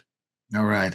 Well, I think we should talk about this. One final thought is the evangelicals' urge for AI to have an AI president, and this came out this couple weeks ago, but particularly this week, there's an advisory council, right, to deal with ethical questions regarding AI. Now, this is the latest signal of a community of faith that wants to have Trump be, let's say, the AI president. This is what evangelical leaders, and I'm using the word evangelical in a very broad and loose way, okay, meaning that these people claim to be evangelicals, right? And about a dozen of them went to Trump to usher the artificial intelligence concerns as well as promotion of it. It's called Christianity in the New Age of AI. These are leaders like Johnny Moore, Congress of Christian Leaders, Reverend Samuel Rodriguez, Hispanic Christian Leadership Conference, Total New Apostolic Reformation. Don't get me wrong, I'm not saying these guys are good. There is the Assemblies of God President, Doug Clay, Tim Clinton, on and on and on. And what they wanted to address is, Trump, we want you to be the AI president. Not only we want you to move forward with AI, but understand that we need to have regulations and safety and things like that. So that's basically the gist of it. Now, I'm going to tie in another component. The very same people are so elated that Pope, I'm going to call him Pope Leo because he's just, Francis. Let's say call him Robert Francis Prevost, right? That they are elated that on his first address to the Cardinals, to the College of Cardinals, it was about the challenges of humanity and AI, how he took the name Leo because Leo the 13th dealt with the Industrial Revolution back in the 1800s at the turn of the century. And now he's going to lead the Catholic Church, AKA, in the world, to the new age, right? Not industrial revolution, but a new revolution of information. And he wants to take the Catholic Church to be the leader of privacy, the leader of teaching humanity human rights and how to work, but then the potential dangers of AI. So you have the marriage of, evangelical leaders and Catholic leaders who are saying, "Hey, we need to have a regulation on AI," and the Pope wants to be sort of the leader on that. So we'll start there. The AI president, David Lister, we'll start with you. AI president, AI development, skeptical, promotion, you name it, they all did it. They're all talking about the greatness of AI and the potential danger of it. How should we relate to this as Christians, right? Is it inevitable? Is it, should we support it? Should we be very skeptical of it? But I think everyone has a different perspective on that, but I just wanted yours first. Well, I always think back to Son House, old blues singer. He said, "I'm going to become a Baptist pastor so I don't have to work anymore." I guess AI could make sermons for pastors, which would be generic and probably without soul, and probably not being able to do well for the condition of their flock. You know, I know. I know, Marco, you work hard at being a pastor. I know that you work hard at your sermons and everything, and I mean, when you get full of the Word of God, it makes it a little easier. But you got to put the work in the front end, and so it will, like I know some churches over in the Philippines, and I know they belong to a congregation, and each pastor in this denomination that are local Filipino pastors, they get a sermon from the head branch, and every one of them have the same one. So I know it's not fulfilling that need of the local sheep. How could it? You know what I mean? So for me, I see it as danger in that people are not going to be hearing the word of God for them personally, if that makes sense of what I'm trying to say here, is that they'll hear milk and bread and everything, but they won't be addressing the condition of the flock. Mm. And because everybody's different everywhere, and a good pastor is going to be tuned into the Holy Spirit that is the head of that church, and going to be wanting to give him a word to lead the sheep and give them good water, good food, good bread, and good meat. But it's rare today over in the third world. But AI, hey, that's my take. I think what will happen, it'll be a soulless connection devoid of the Holy Spirit's leading, and these guys won't have to work no more. Well, that song was actually quite accurate, right? Quite accurate. Yeah. Jay, I'm going to go to you. Is it inevitable? Should Christians be supporting the development of it? And is there a dual nature of AI? There's obviously the good and the evil side of it. And what about the ethical issues? And what about the privacy issue? Because that's really at the heart of AI. Can pretty much find anything else about you. Well, this conversation reminds me of a car ride that we had in Israel. We were all packed in that van for 9 hours, and to entertain ourselves, I remember we were stopped. We were waiting, driving out to some place in the Galilee, and just for fun, they were throwing out topics to me and I said, I'll have ChatGPT make a sermon about not drinking anymore. And Jacob, and you listened as I presented it as a Baptist pastor would, in a fiery, Baptist pastor version, and you both said the same thing. Wow, that's incredible. Some of that is pretty sound doctrine. It's a tool. I do agree with David.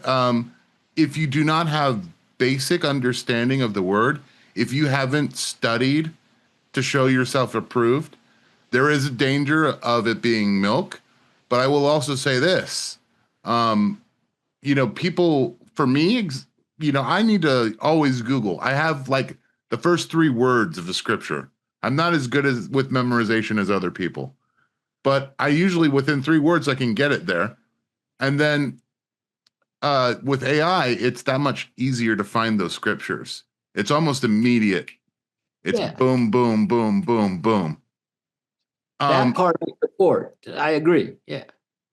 So I would say if you're using it to augment and refine your sermons, I don't see a problem with that. But if you're saying, because I'll tell you what I understand.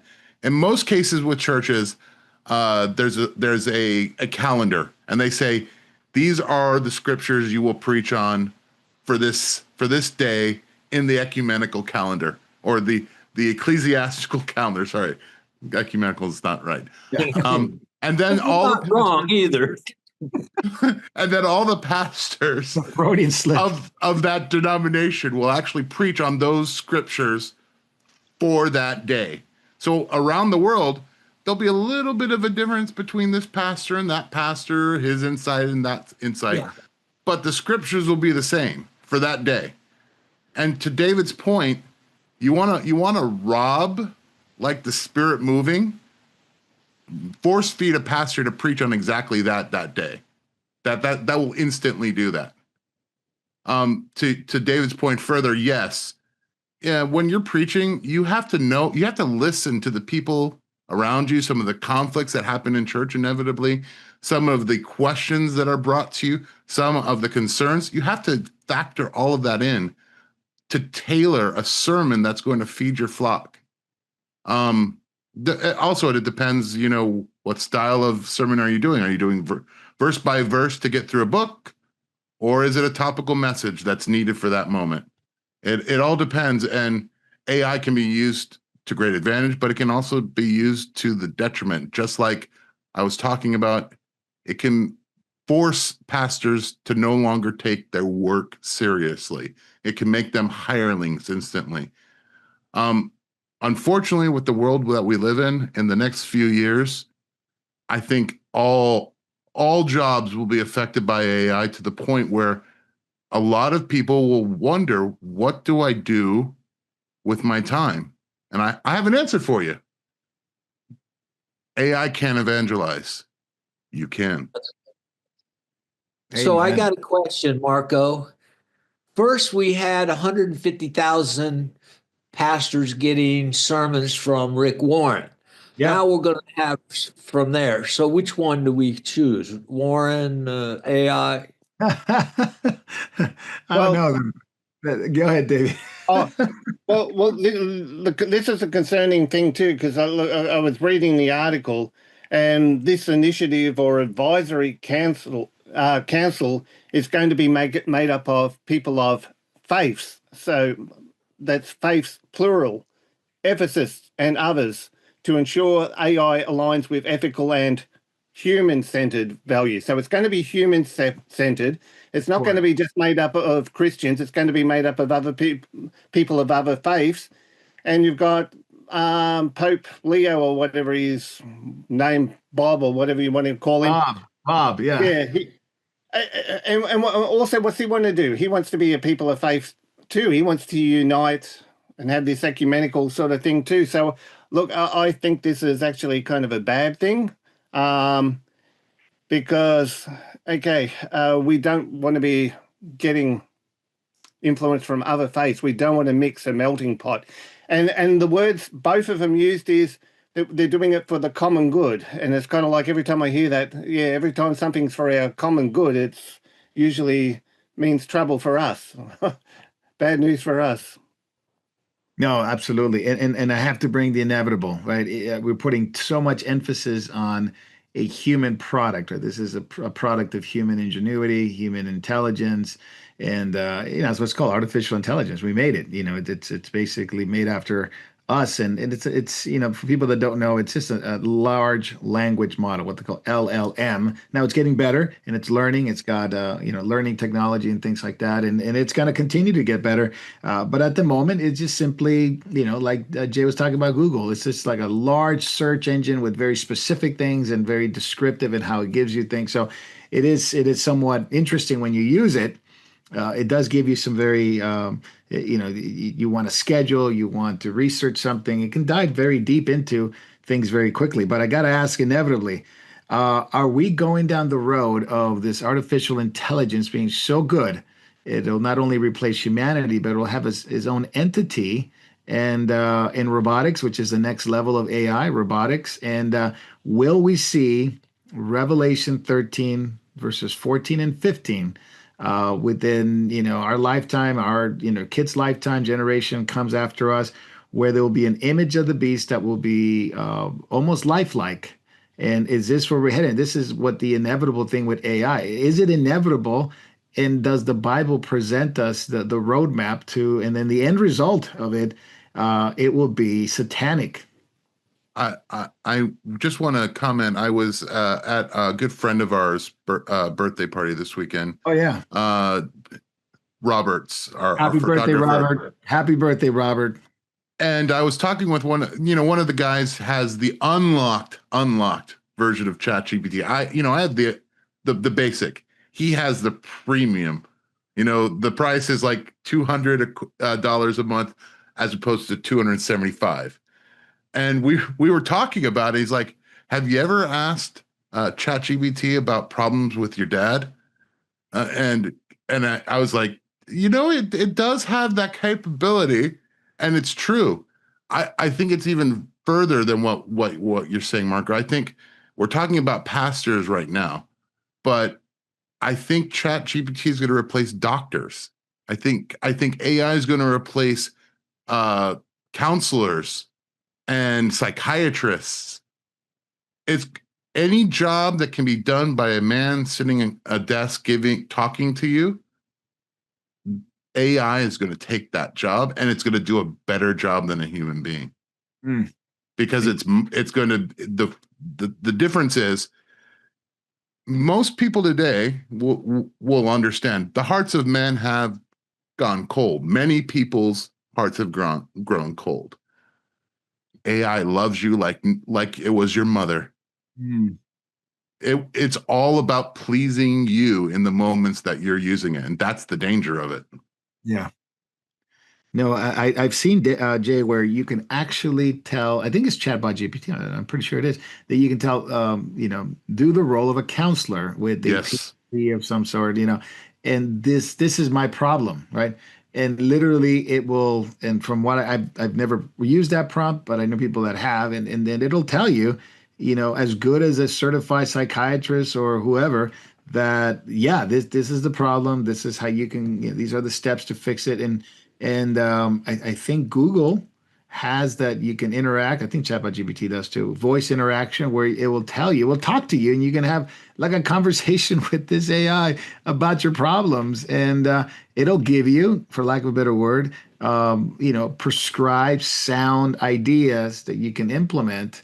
They're obviously from men. These are not the Holy Spirit. These are not God's word or counsel, but it'll give you man's ideas of how to go about doing it without ever seeing a counselor. You're absolutely right. I may not have to go to a psychiatrist if I'm just paying $29.99 instead of all this money, or a doctor that can. I know people that have put in their blood work results, and it'll analyze it. And give you exactly what routines you need to make, what adjustments to your dosage.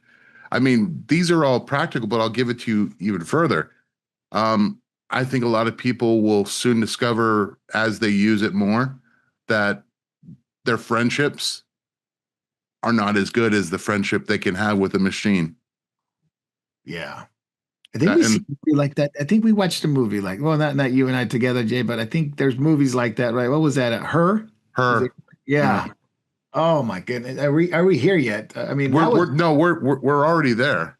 Yeah. And now they're going to transfer it into an actual automaton.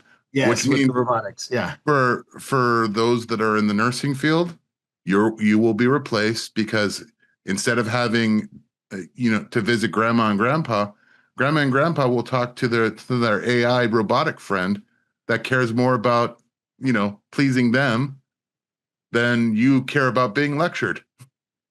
Jake, I mean, David, you can jump in anytime. I know. I think David's. I think he's timed out right now, but he'll come back in. Um, could we see that now we're going to rely on this idea of robotics AI to basically do like, well, I don't want to take care of my parents. I'll just hire a robot to take care of my parents, or I have an ailing mother, and I'll just take care of that. And or God forbid, I want to go out, and I can, and I don't have a babysitter. I can have an AI robot just watch over my kids. I mean, it's safe, right? I mean, it literally will change, quite a bit of perspective on that. And I know it's tackle that issue, David, and then I'll come back another issue that I want to bring up. Okay. Well, um, yeah, that's kind of look. It is very sad and very frightening. I have kind of did read an article this week on um, people who are having relationships with like their AI. That kind of thing is increasing, and it is actually sad to think that we've got to that stage. But basically, to shirk a person's responsibilities, I think AI is a tool. It needs to remain a tool. It shouldn't be there to replace things like that. Where I kind of see, I think all that kind of stuff may be just the lure, the hook to get people in. But I kind of see it heading to, I see probably more the sinister side of it. I kind of think more like the movie Tron, the original movie Tron, the master control program where you cannot do anything unless you've got your identity disk, and everything you Yeah. do is imprinted on that disk, kind of like the master control program, the identity disk being kind of like the mark of the beast kind of thing. I always thought it was interesting with the original movie Tron 2 that Sark gets the fatal head wound, and then he's kind of resurrected at the end Very by interesting. by the MCP, Wow. kind of like Wow. foreshadowing what's going to happen with the Antichrist, where he gets a resurrection. But uh, the control? I always remember what Hitler.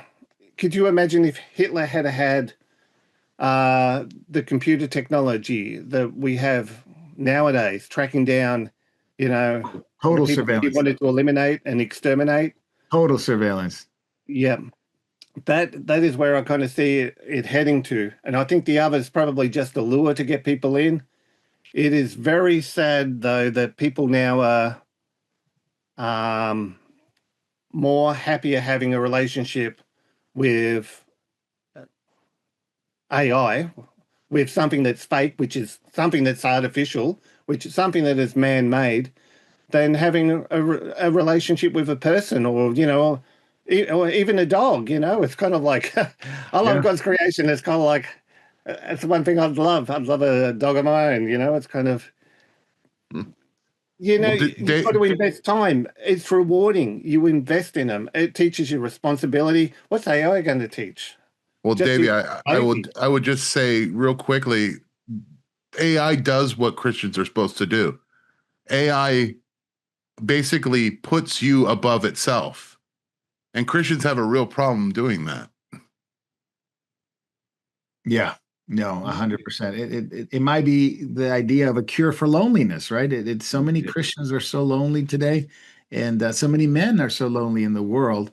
It may be leading to that as well. But what about Jay? What about surveillance, Jay? In terms of the Oh, issue, I mean, they didn't bring it up here in terms of. I mean, they have the ethical issues, and it was so broad you can't really like. Okay, what do they mean by that? But obviously, there's a surveillance issue. There's the digital ID issue. There's the monitoring of having to be identified on the internet and having your verification on the internet. That is all going to be captured by AI and regulated by AI. So I mean, dangerous road, isn't it? you know, about 20 years ago, they said, basically in some room in the CIA, what if we created an app where everybody would willingly give us a dossier of where they go, who their contacts are, when they were born, and what they're thinking by writing different messages and posts to everybody. This is just a outgrowth of that same idea. AI, the more you interact, the more information it has with you. And supposedly, according to Chat GPT and the rest of the AIs, we don't remember or retain any of the information that you interact with the AI. It's completely non-disclosure. Uh-huh. I don't believe that. No, no, not at all. And the other issue that it was obviously is the money issue, right? The idea of a digital currency that is going to be, of course, overseen by AI, integration with AI and robotics, and that is really, I mean, if you put it all together, if you see it down the road and it followed to its logical conclusion, you have to conclude somewhere in Revelation 13, isn't it? I mean, I'm not trying to be scandalous about it and just make a huge issue of it. But because some people would argue, be like, oh, come on, you're making a big deal about it. I just see it as a natural conclusion that this probably doesn't bode well ultimately, job replacement, cure for loneliness. It may have features that you might like research and stuff like that, and that'd be kind of cool. But what about the all the other implications? Money, economy, surveillance. Um, Go ahead. Anyone can. You're absolutely right. Again, you can use chlorine to clean water, to allow water to be potable for people to drink, people to use in ways that help society. You can also use chlorine and turn it into a gas and kill millions of people. The tool, it doesn't care what it does. It's the people who use the tool and how they use it. And AI, unfortunately, it's a tool plus, because it's a tool that eventually, if it does not already, will have a consciousness where you are the tool rather than you using the tool. Using the tool. Yeah, that's ultimately. Davey, what do you think? Yeah, yeah. We are definitely headed towards Revelation 13, unfortunately. We've even seen precursors of it. I agree with Jay. It's a tool. Using it one-on-one to help and assist with a task, I don't necessarily have a problem with. As a replacement, yes, I do. And where I get more concerned is where you see these people getting together, the groups, together for the common good. It's going to be used for a common good, and that's going to be the problem. That's how it's going to be used more. And we've already seen people denied payments, getting their money out of banks and stuff like that now. That's going to be a lot more easy to control with AI, where everything's going to be monitored even more so than it is nowadays. Isn't it Yeah, interesting, Davey, that when we're talking about AI, we're talking about faith too. We're talking about the Catholic Church and other faith, and we're talking about Christian leaders coming along with it. So it's not yeah. just some kind of like financial tech business world kind of secular ideas. Like it It's has to be integrated with some religious thing, isn't it? and that's the problem. It's this amalgamation, this coming together for the common good, this uniting of other faiths. It's going to be the one world religious system. It'll play that part in it. It'll have that part in it. It'll be tied into the one world religion that's coming. Babylon the Great. It's going to be tied in. I'm not sure if I want the Pope to be head of like ethical behavior and I don't surveillance think I want the Pope to be head of anything, to be honest. in protection of something we know how that turns out. Yep. But all kidding aside, David Lister, I know you're back. We got to finish this. And by the way, we'll kind of take questions after catching up. So on backstage episode, send your questions in. David Lister will today be the answers to life kind of guy, and send them in. We got the scriptures, we got answers. But David, I know you were in and out of it, but the final thoughts on can Christians embrace AI? How far do we go and where do we get off? Where's our exit off ramp when it comes to AI, and how far do we get into as we see it approaching very, very fast? And I mean, within a year or two, we're talking about like massive changes to the world. Well, AI is just like I didn't hear. Sorry, it was.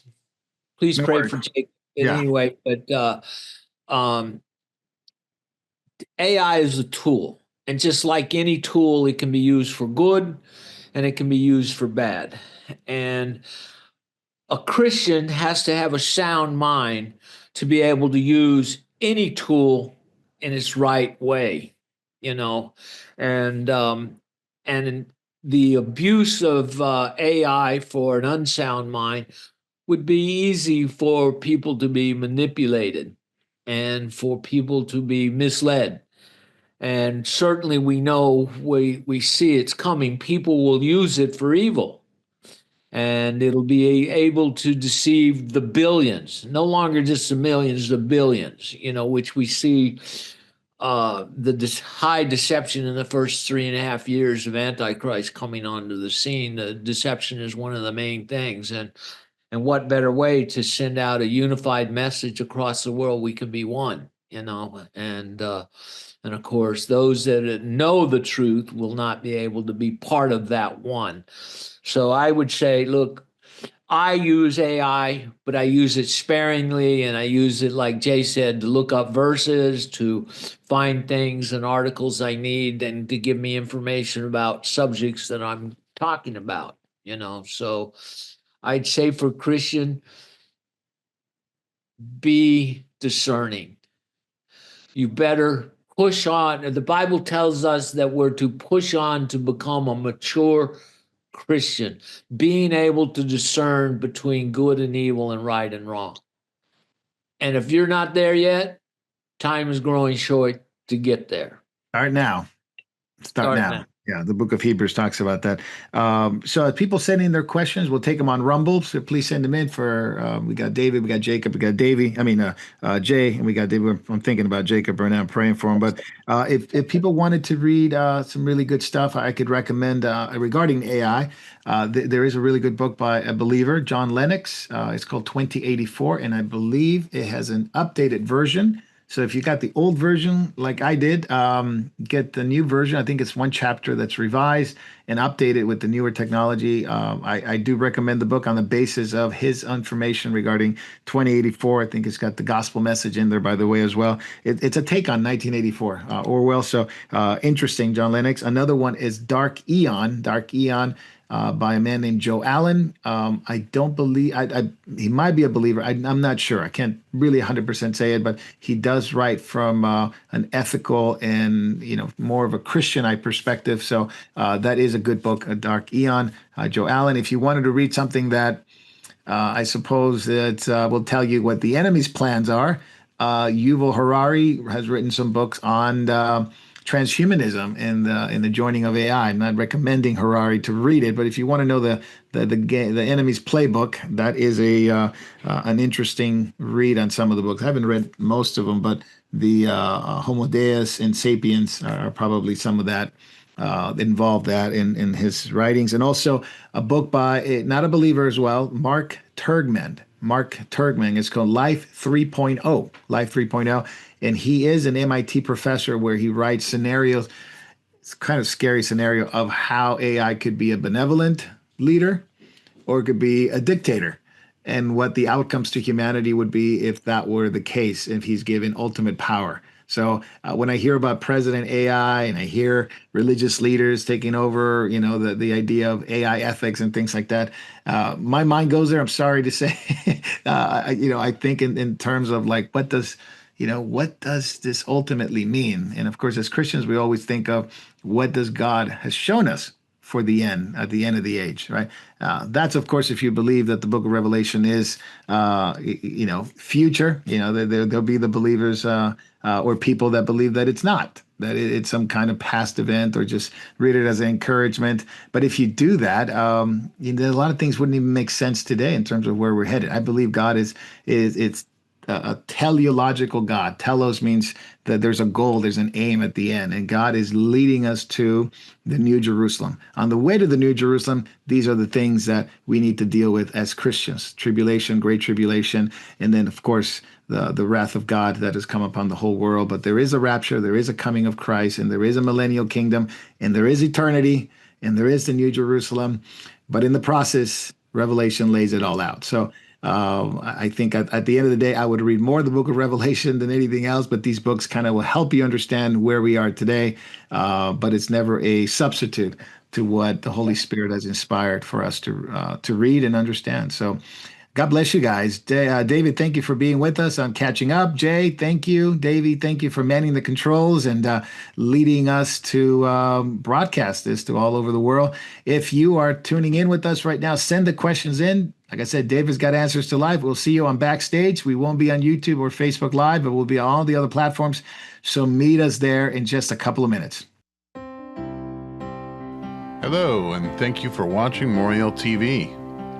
There are so many things that are happening at Moriel Ministries worldwide, from the Philippines to Japan to India to Africa and back to Europe and the United States. So many of our brothers and sisters are spreading the good news of Jesus Christ to this lost world.